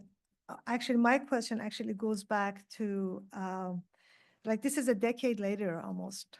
We're looking at the same project with half the funds expended and the future unknown. So that's where we are. But I think the bigger question for me is where maybe SANDAG staff can also look at them when the grant applications come forward, how complete are these projects in terms of getting council approval? And Tom, I'm very much sympathize with you because I deal with council. We all have been there. We are in the business. We know how hard it is. But I think from a grant application standpoint, and when these grants are given, it's good to know how advanced these projects are, to what extent the steps have been completed, so that we get into it and then all these issues and variables come into play. Was this project approved by the council at the time when the grant application was submitted? And are you talking about back in 2016? Yes, the Yes. council has always approved the grant submittals. No. The And- actual project, was it approved? The capital improvement project was approved by city council and included in our capital improvement program. So they are changing direction now, saying now Terramar has to come first and then we will do this project? Or it seems like there's like somebody changed it. My point is, like, when the council approves a project, that's like go. And yeah, and it's not that. But Sure, usually sure, the maybe I the capital projects, there's a certain 5-year. the 5-year, it stays on. So so anyway, you were saying something. Well, I was just gonna, I think to add on, I guess the question is, how far along was the project for the council to approve it? It was a plan. Was there any preliminary work done? I think that kind of. Well, usually most usually projects goes are into the not. CIP project. Yeah, And but when the they're not council done. approves it, it's a CIP project. Mhm. And that's it. And it does not change with future councils. So that's my question. Was it included in the CIP project at the time? So which means it had council approval, then it was taken away, or so what happened with that? Yes, Chair. So the council did approve the project back in 2016. It was included in our capital improvements program. A big part of our project delivery is public outreach. And so we want to make sure that we're delivering a project that best serves the community. Through the process of public outreach and receiving the public comments, the project evolved, and the project scope, the footprint evolved, which greatly expanded the cost of the project. So it was an evolution similar to a lot of other complete streets projects that we are delivering, not just along the coastline, but throughout the city. So that's hopefully an explanation. We did bring this, there's quite a timeline, obviously, from 2016 till today. There's been many touch points for city council and different workshops. So that's how the project scope has evolved. But to a comment I heard earlier on the original grant submittal, when it was a $2 million project, we wish that was the case. And we wish that would have been completed or delivered at that time. But as I mentioned, when we did go out to the public and looked at what issues needed to be addressed, that did change the scope of the project, which we were trying to deliver. And then it went through those evolutions. So I understand ITALK's, your concerns about extending the grant. We thought that by putting the limitations on 2 years, that would best address the objectives of your grant program. It would end the burden on SANDAG, and then it would also enable us to further the project so that we could get it shovel ready. So that was our thought. Yeah, I think in this case, just for me, is that maybe it's a lesson learned that let's make sure the CIP is approved, the public outreach has been done. Let's make sure that all the variables have been brought to a minimum so that when the grant is given, the project can move forward and not be, pulled in so many directions. Again, we all have been in your shoes. We know how that goes. But I think from a grant, giving the grant to projects that are probably are further ahead and so that we don't have to deal with these kind of situations. I have another comment or question. I'm looking at SANDAG and the grant program, and I'm trying to figure out why is it you're recommending extension? Do you not see what we see as far as the future of this project? Is it just trying to be accommodating with the city? But, you know, we look to staff for those types of suggestions or recommendations based on your knowledge of these things, the way they go. You know, we're all in the business, but to me, we want to know the reality of, you know, is this really going to get done? Is this going to get to a point where the project actually will be built? Maybe someday in the future, but to request a 2-year extension without really, it's not realistic for the project to get to any kind of a point, to me, to get to any kind of a point to be shovel ready. So just my question, you know, how do we trust this recommendation? Not trying to put you on the No, it's a spot. good question. But It's a good question. You know, we feel this addresses sort of the variety of factors that we've been talking about the best. This is an opportunity for sort of a realization that construction would not be a part of this project anymore, something that has not in previous times before ITAC has been something that's been acknowledged. We're acknowledging that. We understand that staff has put in a lot of time into the environmental and design work and are in a quite advanced stage. And so based on our conversations with staff, we feel that that is a reasonable time frame to be able to complete, as Tom, I think, said, a reasonable time frame to be able to complete those remaining phases that are active phases right now that work has gone into. And at the same time, with the scope change, saying, we're going to cut the construction out, we're going to reassign money to current tasks. And, you know, Carlsbad or anybody, you know, under Policy 35 can come back and apply for future funds. Whether we're talking about ATP funding, which I believe the regional component is kind of come up pretty soon in terms of announcements regarding that, whether it's ATGP funding in fiscal year 26. There are other opportunities. So it's not that there is sort of this end phase. It is an end phase for the current tasks, but it's also a recognition that because of construction costs going up so much, and because of the time it takes for construction, all the uncertainties we've talked about today, that's not a realistic goal. So that's essentially, I think, sort of a middle ground, and I think Jenny probably has some more points here. Yeah, the other thing I was going to add to it is all the grant programs don't pay on a deliverable basis. So it's different than consulting. So we pay as progress moves forward. So the last deliverable we have on this project is 60% design, which was done maybe about a year or so ago. So there's been effort continued since that period. The city's incurring expenses. We've continued to monitor.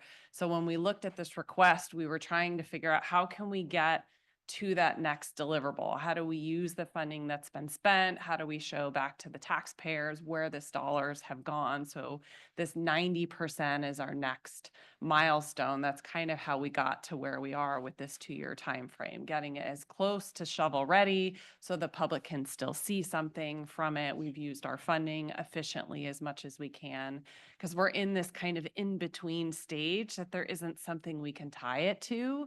But we recognize there's a lot of challenges here and we're not sure. That was kind of why we gave you these options in there. But most of that, you know, trying to keep it moving forward was for that benefit so that that dollar could be spent and you can see a deliverable coming out because right now we're about a year past that and it's hard to tie it to something. Okay, so I maybe misunderstood because the way I heard was that in 2 years, tell me, I guess, what's the product in 2 years that you will get? What do you anticipate to get in 2 years?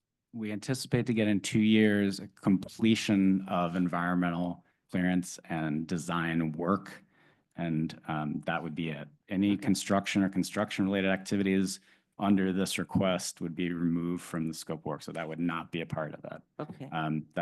Those are the remaining phases. The other tasks and milestones have already been completed within their scope of work. Okay. That's a big, tall order to me. You're saying 100% design, right? Is that what I'm hearing? Completion of design and environmental.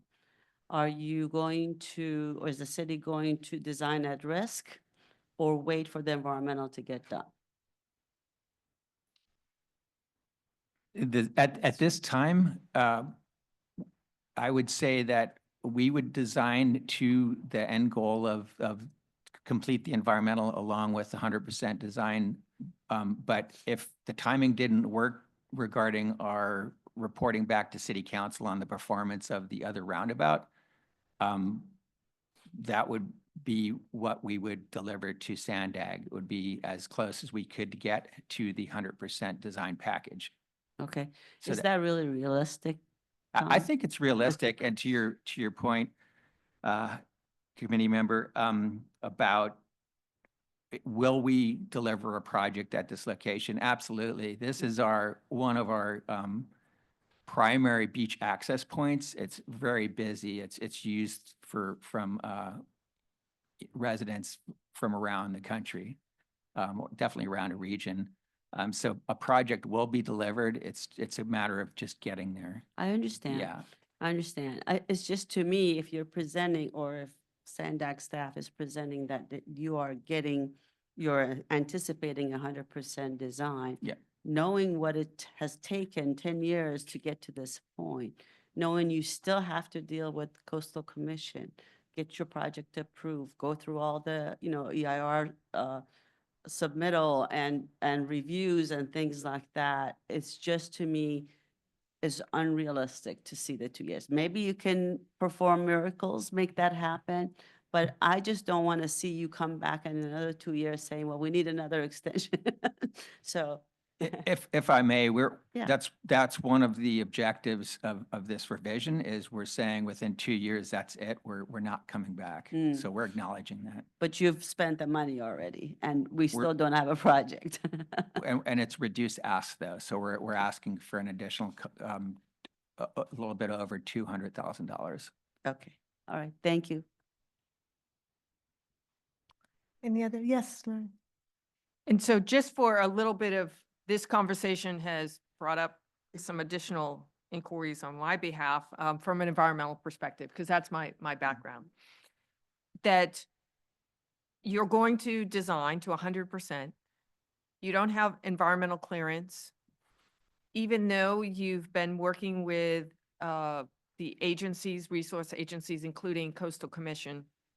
It's my experience that even the coordination aspect, and that's fantastic. I applaud that proactive approach. However, until you submit the permit package, they're not on the hook for any sort of commitments until that paperwork application goes across their desk. Coastal Commission, my experience is they typically have a lot of comments and like to see things in a particular forward thinking as far as protecting their resources, including the public. So just that minutia of what needs to take place is, I think, unrealistic to complete just that element in 2 years from an environmental standpoint. So that also puts forward some constraints and maybe some, and correct me if I'm wrong with the assumptions that you've done and what you anticipate for the environmental document and the permit packages, if I'm confusing any of those elements. So to your point, we don't have final submittals for our environmental studies. So there are some unknowns.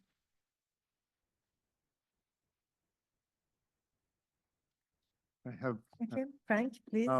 when you look at the original grant application that was submitted in 2016, construction would have started maybe around 2019 or 2020, and then that's when the COVID hit.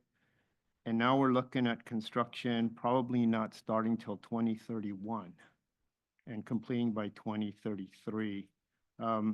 I have a lot of concern that this third request for a time extension on this grant program is going to create on everybody else in the region that struggles to comply with the grant application.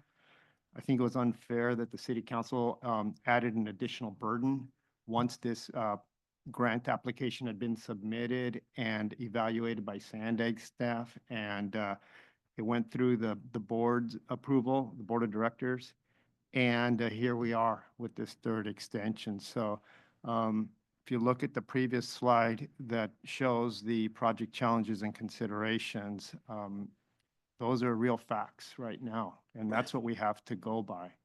So at this point, I'm going to make a motion to go with option 2. I'm going to decline the extension request and the scope amendment.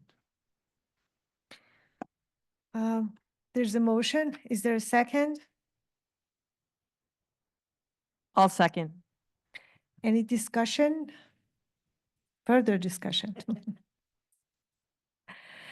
Okay, can we get a roll call, please? Thank you. For biology environmental, Lorraine Alquist. So just for correction, if I say, if I don't agree, if I agree with Frank with not passing, do I say decline? The motion is to go with option 2. Option 2 is decline extension request and scope amendment. Thank you very much, Chair. So I decline. Nobody? So You're not voting? Oh. Yeah, I'm moving forward with option 2. You with the seconded, support so- the motion. Is it? You support the motion. So don't change the note. Okay, you support the motion? Correct. Yes, okay. Thank you. For CEO private sector, Sunny House. I approve. Contractor construction is absent. For finance budgeting, Chair Babaki. Yes, For licensed civil traffic engineer, Vice Chair Rivera. Yes. And licensed engineer is absent. That motion passes unanimously with those members present. okay. Thank you for being here. Appreciate it. Okay. We go on to the next item.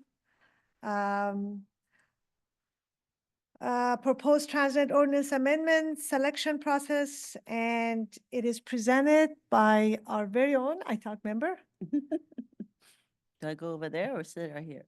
You can take it from there. I'm just gonna stay here as support. Okay. Okay, so Miss Sunny House will be present. Well, Adrian. goes Adrian first. will, okay, open and then Sunny. Yeah, Okay. so today, yes, as you mentioned, Sunny will be leading our discussion today for possible action as we propose a TransNet ordinance amendment, in particular, the selection process.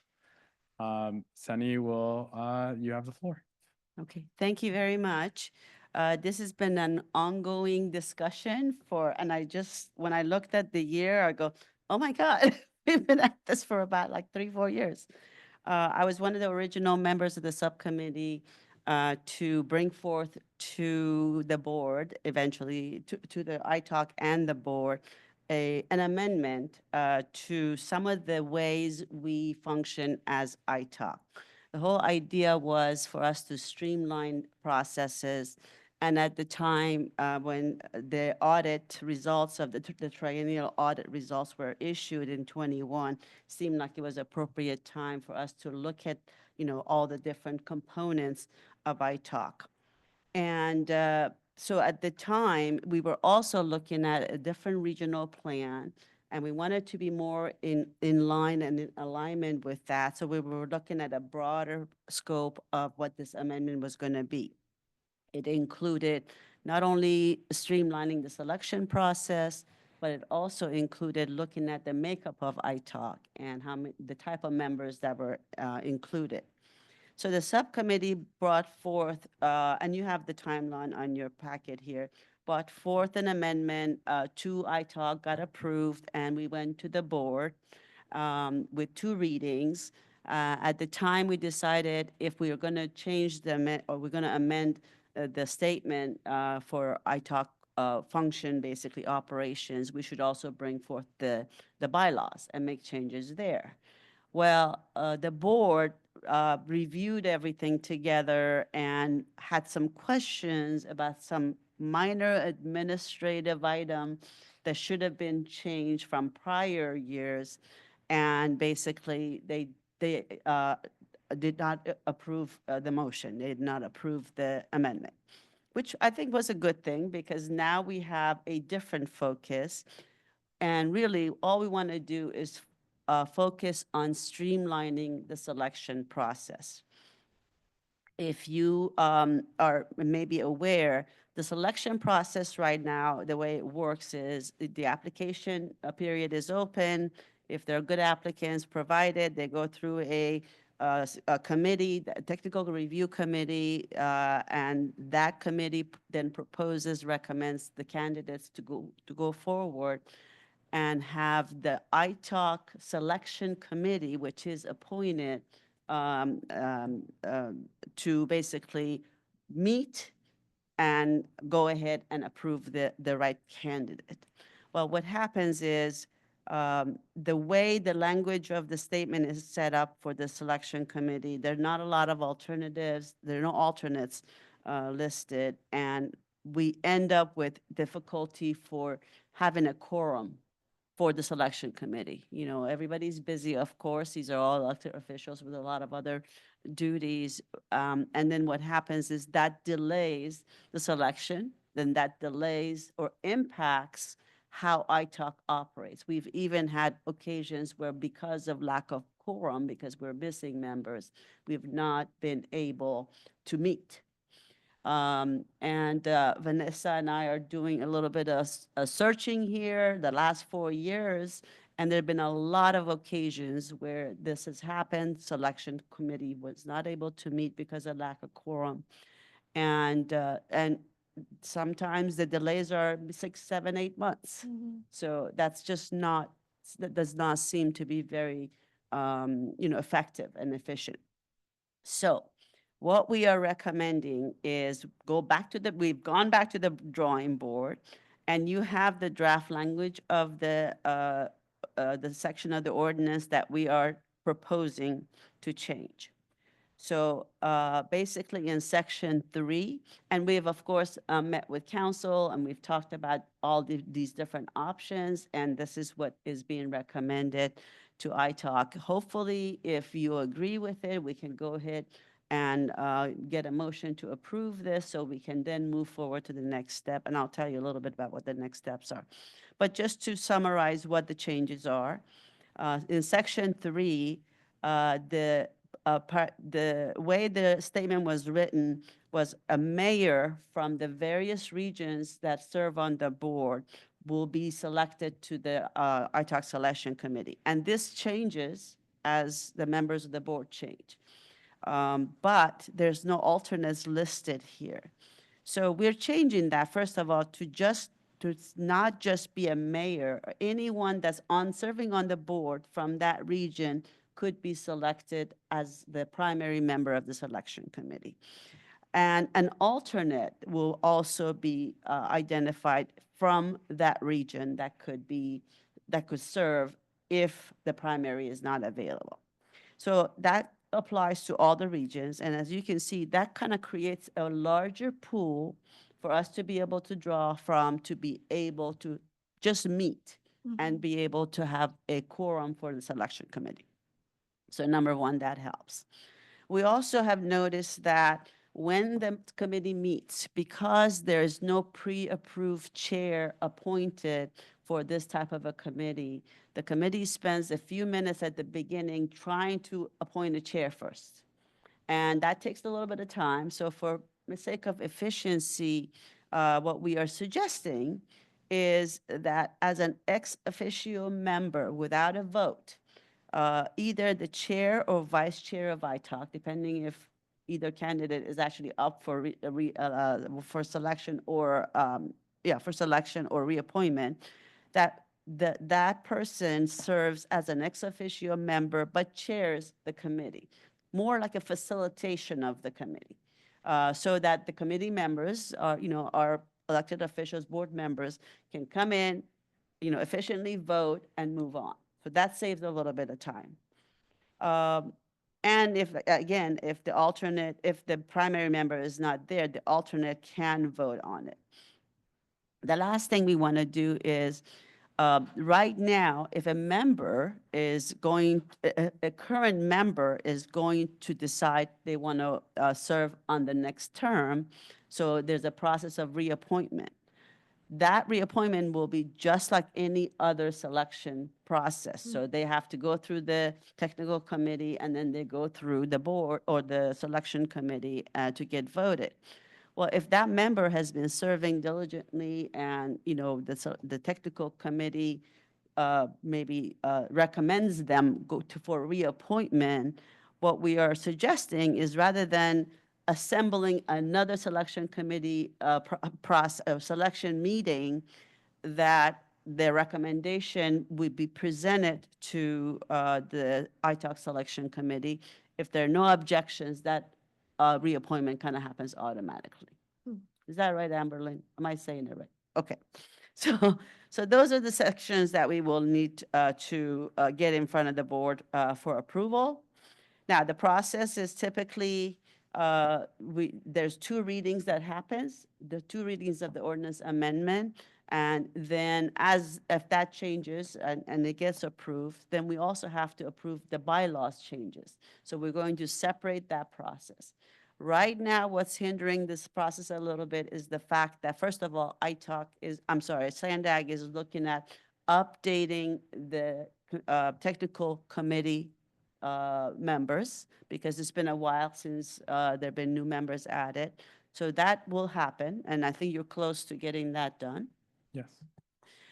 Then because we've had elections and we've had new members of the board, there will be a selection process for the members of the selection committee. Since this amendment has not passed yet, they will most likely have to just appoint the member, then go through the selection process, because we have one opening right now that needs to be done. But once that's done, I guess, we do have a candidate waiting, so we want to make sure that gets done. But for the amendment, once the selection committee is in place, then we will decide at one point, maybe in the next 2-3 months, we'll go in front of the committee for this, in front of the board for this amendment approval. So I'll open it up to any questions or any other comments.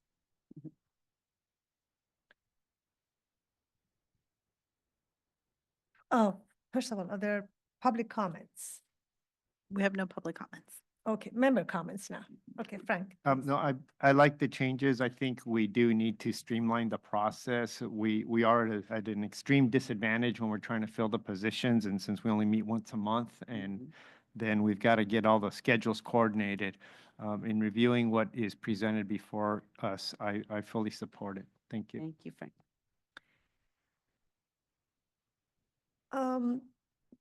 Does the screening committee need to be in person? And that may be an obstacle each time. So the selection committee The selection. needs to be in person because it follows Brown Act rules. So Oh. we need to meet in This is a- person and have a quorum in person. So we have tried to work with legal to see if maybe we could do it via Zoom, but because of the Brown Act, we do need to meet in person. Okay, Yeah, that's just like any other public meeting. yeah, yeah. I thought maybe this may, get a little break, but it doesn't. Okay. So then I love it. I mean, thank you for very, very well presented item and what the issues are and what we're trying to address. I'm just like thinking about the appetite of the board about amendments, because just to say, when you're amending an ordinance, even though it makes complete sense what we're trying to accomplish. And I think that's why the last time it didn't really get traction, because that the board always thinks about the optics and what does it mean and what are you doing the amendment, and then everybody comes out of the woodwork, what are you doing? Even though it makes complete sense and it's about providing making this a lot more efficient process. Do we know about the appetite of the board right now, about how they're feeling about this? I can address that. I think that's a really good point, Madam Chair. Before Jonathan left, we had started a meeting with some of the board members. I don't know if they're still here or not, but we do need to do a little bit of, I guess, communication, maybe through SANDAG with the chair and some board members. At the time that Jonathan did this, there was good reception. Mhm. I think the issue wasn't even really the amendment. It was, like I said, just a very administrative, minuscule Yes. thing in the bylaws that caused, the board not to approve. But I think we do need some background work to be done, just for awareness for the board members to understand. So the subcommittee will work on that to make sure that at least we have that done before we go. But yeah, I totally agree. We don't want to have this turned down again. Right. And the other thing we're doing is really gathering a lot more evidence and information. That's why we're developing this graphic with this table that shows the impact actually, and the percentage of times that this cancellation of the selection committee has happened. So we'll have more information to share with the board members. And really, we are all appointed we're selected to serve the public, the taxpayers. And if our work is hindered because of a procedural issue, that impacts everything, So we want to make sure the board understands that this is important. And if our work is affected because of lack of quorum, all we're doing is making a suggestion to maximize the efficiency and improve the process. We're not taking any power or authority away from the board. We're not doing any of that. We just want to make sure it's something that doesn't impact our work and our operations. So Absolutely. And just again, it is in the interest of transparency. absolutely. It's, so how does this take place? We're reaching out to the board members and kind of doing that legwork and education. How would that work? So staff can help you with contact information for the board, but Jonathan, as the chair, did reach out personally and meet with them personally to discuss this issue. So staff does not need to be in attendance, but we can help you to reach out to them.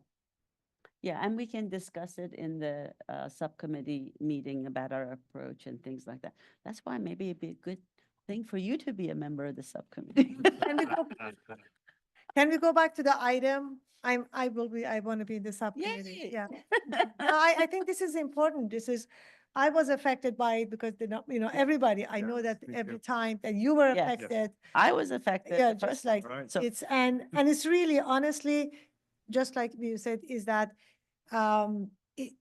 it's important for the board members to understand it is in the interest of advancing transparency. Absolutely. And that's ultimately what this committee is about, and that's what the goal is. So Absolutely. do Can we we, need to go back to that can item? we reopen and I can make a motion? If we could finish up with the existing Oh, item and then the yes. chair can go back to the Okay. previous item and reopen it. So I guess there's an action here. Yes, Lori. And I'd also like to advocate, just from a council member perspective, for them to be able to concentrate on more pertinent topics. And this should alleviate the stress and maybe some pressure, although I'm not sure how much pressure this has put on them. But it's really important from a transparency standpoint. And then when we're hindering getting a more diverse group together for the ITALK, I feel as though we're not properly representing our interest from a public perspective. And so I just wanted to make that point. Thank you. Yeah, I think the real estate position has been vacant how long now? Since, Well, since Jonathan left, pretty much. yeah, what month was that? Since November. Since November November. 2024, yeah. And construction took a long time to get, Mhm. or selected, so, yeah. So I'd like to make a motion to approve. So, Laura. Yeah. This is the action. What is Yeah. what's the motion should say? It's on the Okay. list, yeah. Discuss the next step. And Well, there's then- The motion would be to approve the proposed amendment as reflected in the attachment to the report. That's correct. Thank you. So that's the motion. I'll second that. Okay, Frank seconded. So, roll call, please. For Biology Environmental, Lorraine Alquist. Approve. For CEO Private Sector, Sunny House. I approve. Contractor construction is absent. For finance budgeting, Chair Babaki. Yes. For licensed civil traffic engineer, Vice Chair Rivera. Yes. Unlicensed engineer is absent. That motion passes unanimously with those members present. Excellent. Okay, And we maybe wanna we back go to item back 9. to item 9. Yes. And how do we do this? Do we need a motion for that, or do we just appoint? If we could get a motion and a second appointing a third member to the subcommittee, that would be appreciated. I move and nominate Madam Chair to serve on the subcommittee for the ITAC amendment. And I'll second that. Thank you, and I accept. So they have a motion and a second. So roll call, please. For biology environmental, Lorraine Alquist. Approve. For CEO private sector, Sunny House. Approved. Contractor construction is absent. For finance and budgeting, Chair Babaki. Yes. For licensed civil traffic engineer, Vice Chair Rivera. Approve. And licensed engineer is absent. That motion passes unanimously with those members present. Okay. We even took care of another item right now. Okay, so we are on to item number 13, ITAC annual report. And Adrian? Yes, good day. Good day, Chair and committee members. I'm Adrian Paniagua. Here to present the proposed format and the content for the 2025 ITAC annual report. Just a brief kind of reminder, I provided you the report at the last meeting so you can have on hand, and we'll try to go by it. We'll walk through it a little bit and just see if there's any kind of changes you would like from last year's to this to the next coming year's annual report. So today, we're asking the committee members to provide the feedback and comments and or revisions to the next annual report. Okay, so here we're going to start off with, as in prior years, we start off with a letter to the chair. This kind of gives opening remarks to the annual report. I'll just kind of walk through all the sections, and then we'll go back and see which sections you would like to go through. And then the next page. This highlights. The next page will go over the goals. I know. This will cover the goals. The ITAC has established itself for 25 and 26. And then the next page. All right. Yeah, so this section actually is really unique to the 24 annual report, as it covered kind of the triennial performance audit. As kind of we've already sunset the triennial performance audit, we may not have to include so much about kind of what had happened in the triennial performance audit. So I'll leave that up to your discretion. And then that'll be about 3 pages. So that kind of rolls over into this page. And if we could go to the next.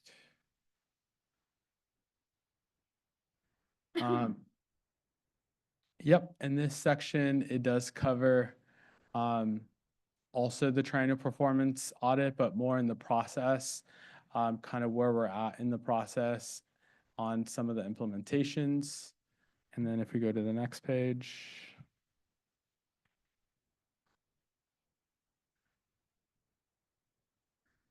This section will cover the fiscal and compliance audit results.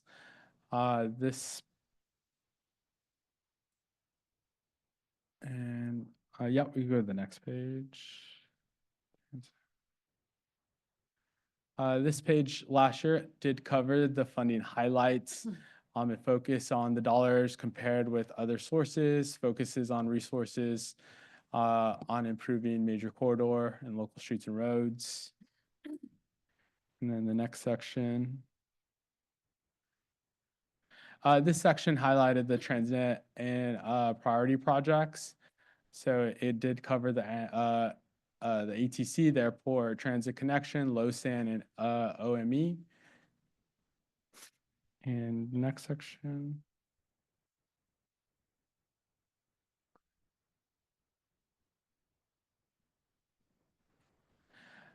And this section highlighted, let's see, grants and local TransNet funding.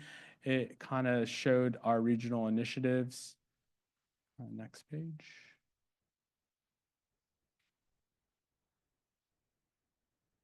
Oh, sorry, this one also continues to cover the grants and local TransNet funding.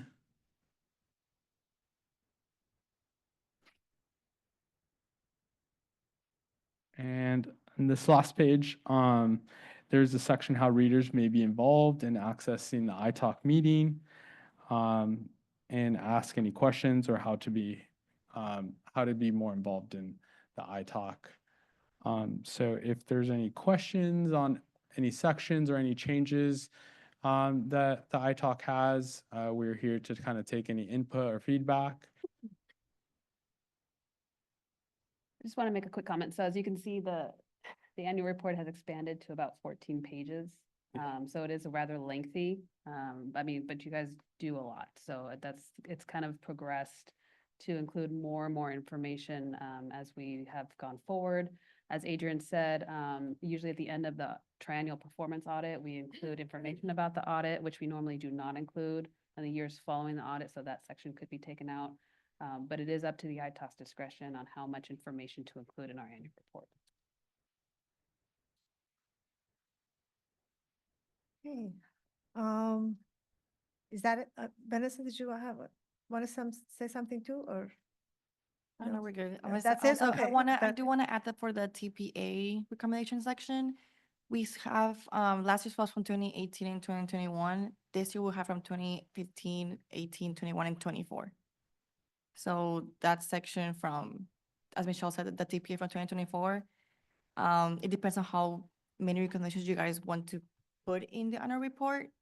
But for this year, we might only put 2021 and 2024 and or the critical and high recommendations. Okay.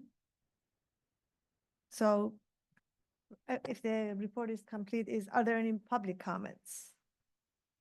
There are no public comments on this item. Okay. And by the way, thank you, Adrian and Vanessa. Any member comments? I've got a comment. Yes, I Frank. think maybe another strategy is, like Vanessa said, is like the critical ones or the high ones that we focus on those, but maybe on the ones that we're going to be wrapping up soon. Because then we'll say, look, a lot of progress has been made. Here are the ones that we're going to get wrapped up soon. Everything else, maybe the hyperlinks to the individual TPAs might be the best thing to do. Just have a very brief summary, but then have a hyperlink. So electronically, as people go through the document, we're referring them to the real document underlying all of this. So we're not repeating a lot of the information. So maybe just a high level review of some of the major things, but then a quick link to the documents that are being mentioned. Yes, Sunny. I kind of agree with Frank. I don't think we should eliminate 2018. If you've done it, that's great. There's an incentive for you to finish it, you know? But I do agree, you've changed the reporting process to iTalk. And you have some graphics, some other ways of showing what you've done. If you show progress that way, you don't even have to get into the details of what you did, but a little bit more of that. So it's not so much text, but more numbers and what you're working on, and maybe some highlights, the priority items that shows. I want to make sure, first of all, we show that iTalk is on top of it, that we're still making sure all these recommendations are being done. But I also want to show and celebrate staff's efforts in making sure these are happening. So however that comes out in a way that shows, progress and that we're on top of these things, we're good with that. It doesn't have to actually specify what every little thing was. So that will help. But I do agree also, we don't really need the triennial results anymore. That'd be in 2 years. So, but I do like the highlights of the projects. I think that's important. Yeah.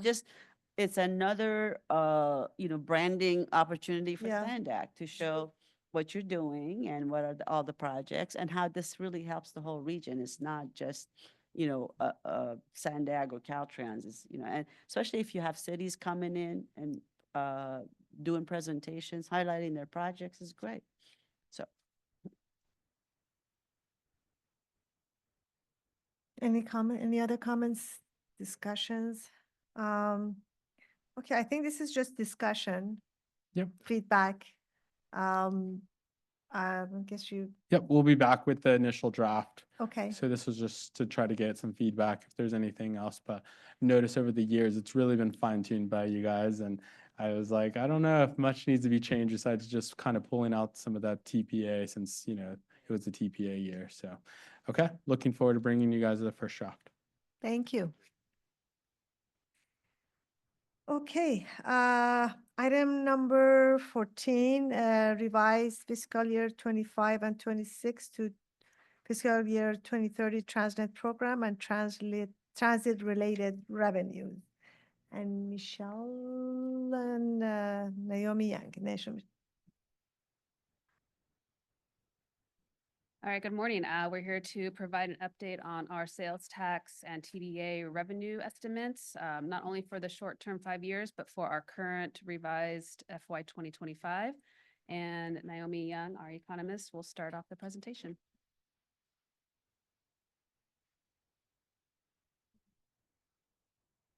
Good morning.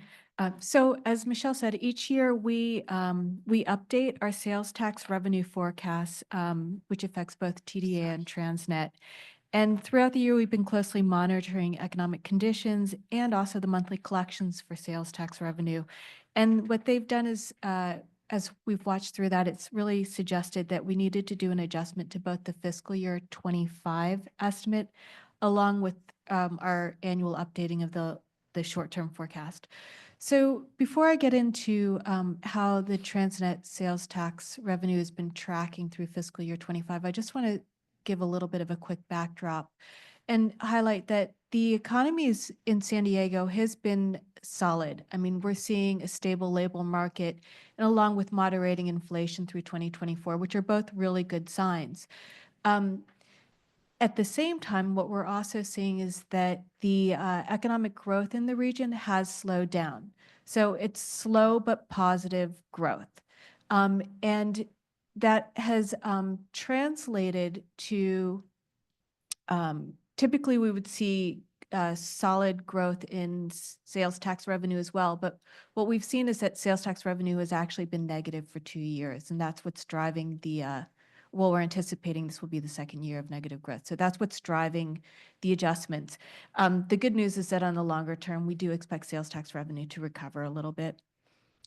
So just to orient you to this chart, this is showing sales tax revenue from 2019, fiscal year 2019 to fiscal year 24, which is in the green, and that's actual revenue. The gray bars from fiscal year 25 to fiscal year 24 to fiscal year 29 are the forecasts that we had last year, and the pink bars are what we've updated it for.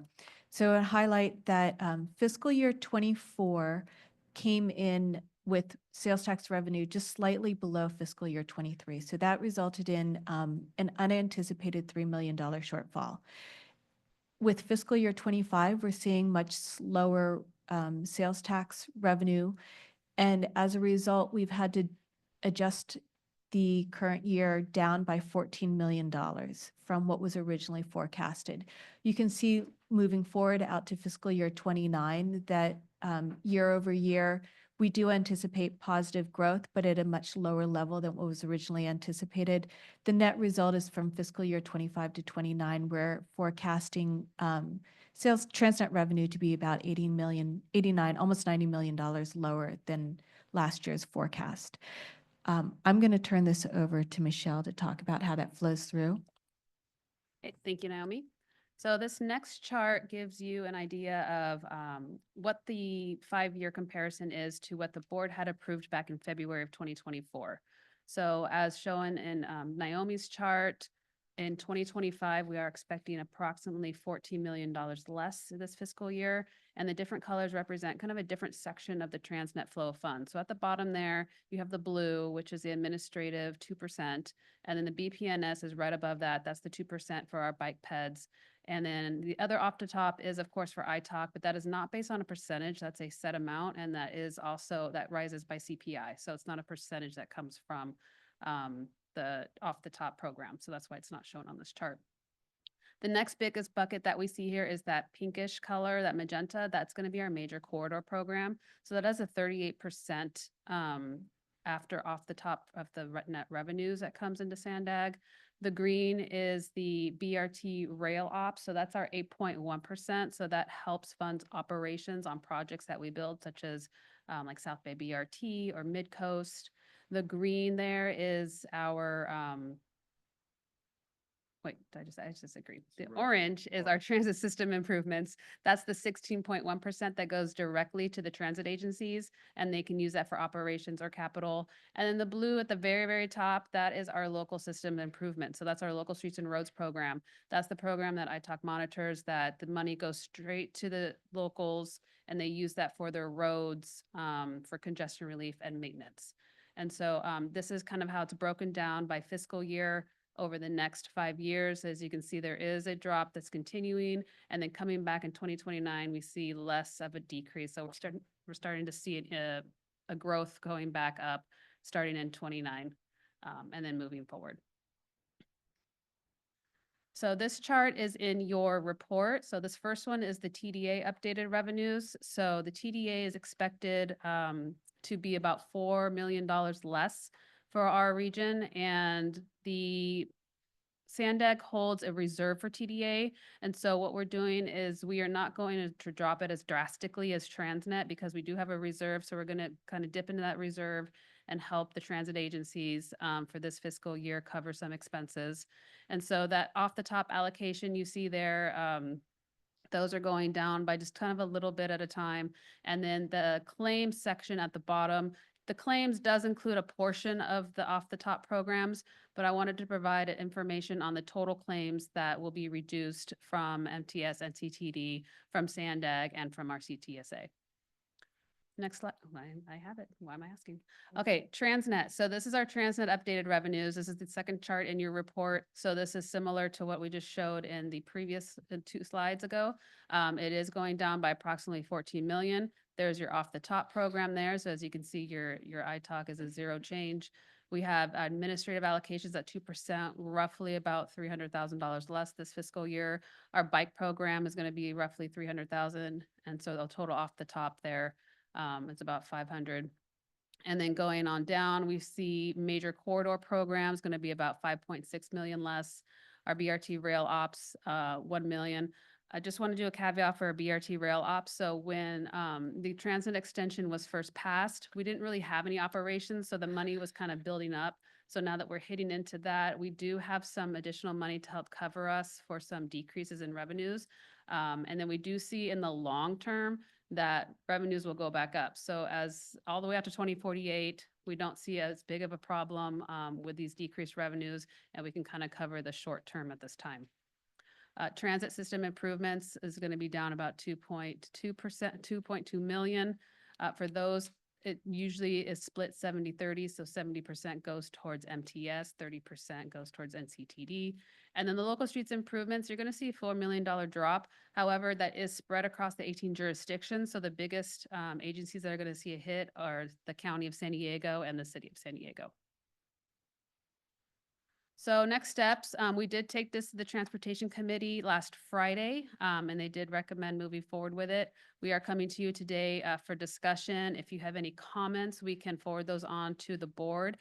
We are scheduled to go to the board on Friday for approval for these new estimates. And then once that approval happens, we will submit the local agencies' updated revenues to them so that they can continue to budget and use these updated numbers for either an amendment to their current budget or come back and update their FY26 budget that they're currently working on as well. So these figures are going to go out to the transit agencies and the local agencies and say, hey, this is what we're expecting. Please budget based on these updated revenues. And then after that, we do expect probably some RTIP amendments to come forward to adjust their revenues and their programming. And with that, we will take any questions. Thank you, Naomi and Michelle. Are there any public comments? There are no public comments. Member comments? Frank? Yeah, I think in light of when we had our SANDAG briefing at the start of the meeting about where we're at with the federal programs. And because I think what's happening now is we have control, or we have a better idea of what we see coming forward with reduced revenues. My concern is just that a lot of these funds we're counting on these funds to help us with our programs and projects that we move forward near term and longer term.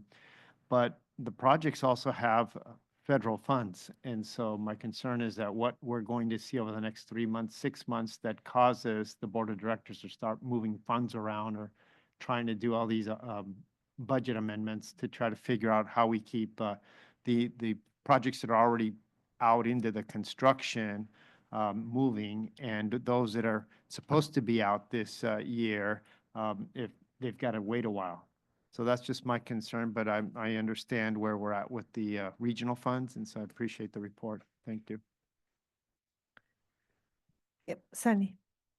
I have a question, or I guess when you look at these projects, it's not good news that we're, reducing, because it's not just reduction in the revenue that's coming in, but with construction escalation and prices, we're not going to be able to deliver as much.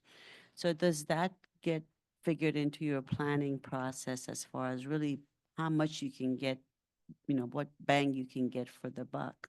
Yeah, absolutely. So as we see here at SANDAG, we focus mainly through the major corridor program for our projects. We do have a good balance that we've kept in case prices do increase or revenues do go down. So we do see the projects that are currently in construction to move forward, and that would be our priority. We are looking at taking an item to the board over the next few months on a reprioritization of projects for SANDAG. And that will deter that the determination factor will be funding, would be a portion of the funding. So yes, so that would determine what projects we use going forward, and then depending on what other outside funds we can bring in, because as of right now, we bring in about almost, for every one TransNet dollar, we bring about 3 outside dollars. So we're doing really good in that aspect. And so we want to continue to keep that up. However, if we do see a decrease in TransNet, then that does affect matches for other fund sources. And I'm sorry, I had to step out of the room, but as far as these reduction, are you just being conservative on people's spending habits, or kind of what are the facts? Is there a recession coming? We don't forecast recessions. Okay.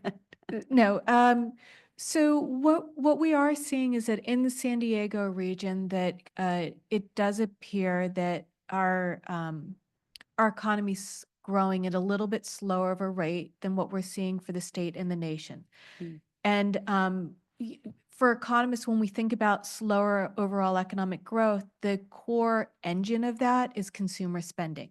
And so the US and even in the state, consumer spending has escalated or increased as a share of like kind of economic growth. So it's really like this very heated up engine, which we're not observing in San Diego. So that's one piece. You could think of it as that we're just smarter on our budgeting than the rest of the country. More conservative. However you'd like to place it. No, but the other thing that we're seeing is that inflation is working through the economy, hitting different items in different ways. So it's a very mixed signal. And we are seeing that impact our sales tax revenue. So for example, the last couple of years, we've had very strong disinflation on gas prices. That brings down our sales tax revenue. and we see that in a couple different places. We see it in the transportation, but we also see it at the big box stores. So like think Costco with their gas lines. So you can see it kind of hitting different sectors at the same time. The other piece that we're seeing is that consumers are responding to price changes, and that has been favoring more non-taxable items. So for example, food at the grocery store, barring eggs, has been coming down, and it's been kind of keeping in line with where general inflation is. But food at eating out at restaurants has been escalating much higher. So, you know, we're looking at 2.5% on food at home. We're looking at about 11% at food at restaurants.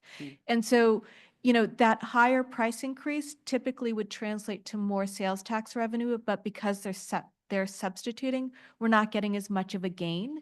And then that shift is also meaning that we're spending less. So it's a little bit more of a complicated mosaic, but the main point is that there is a substitution away from taxable items. And has there been any consideration on the impact of tariffs? We have not done any, so we developed this adjustment in the short-term forecast back in December prior to discussions on tariffs.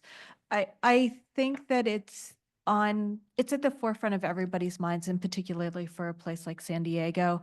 But I mean, barring any real federal action, it's difficult to be able to start saying that. This is one of the reasons why we spend a lot of time just constantly monitoring the state of the economy and the things that would really impact our region, and in particular our sales tax revenue. So it's a flag, but not one that's been incorporated yet. But as an expert in the field, if it does happen, how does that impact your forecast? So we would do we wouldn't update our sales tax revenue forecast until the end of this calendar year as part of the next round on our short-term forecast. Depending on what tariffs do to prices and how that flows through the economy, I mean, we could be in a scenario where we end up doing another year of a fiscal year 26 adjustment, so mid-year. I would be just very hesitant to say anything like that at this point. Thank you, Naomi. Oh, Naomi, I'm trying to like digest this. That what is it about San Diego that's bucking the national trend? Like you're saying that every place else is increasing, but we are the opposite. Is it just San Diego? Is it Southern California? Or what is it about us? I'm like, it has me thinking, what's going on? Yeah. Besides people being smarter or what? Yeah. So there are a couple of things that have been kind of building in our economy for the last couple of years, and I think that there are two drags that are kind of unique to our region on our economic growth, and they're really tied to national factors, which is something that we don't typically think about. So one is that when we think about our sales tax revenue, there's two aspects where we're not seeing a strong growth, or we're experiencing negative growth.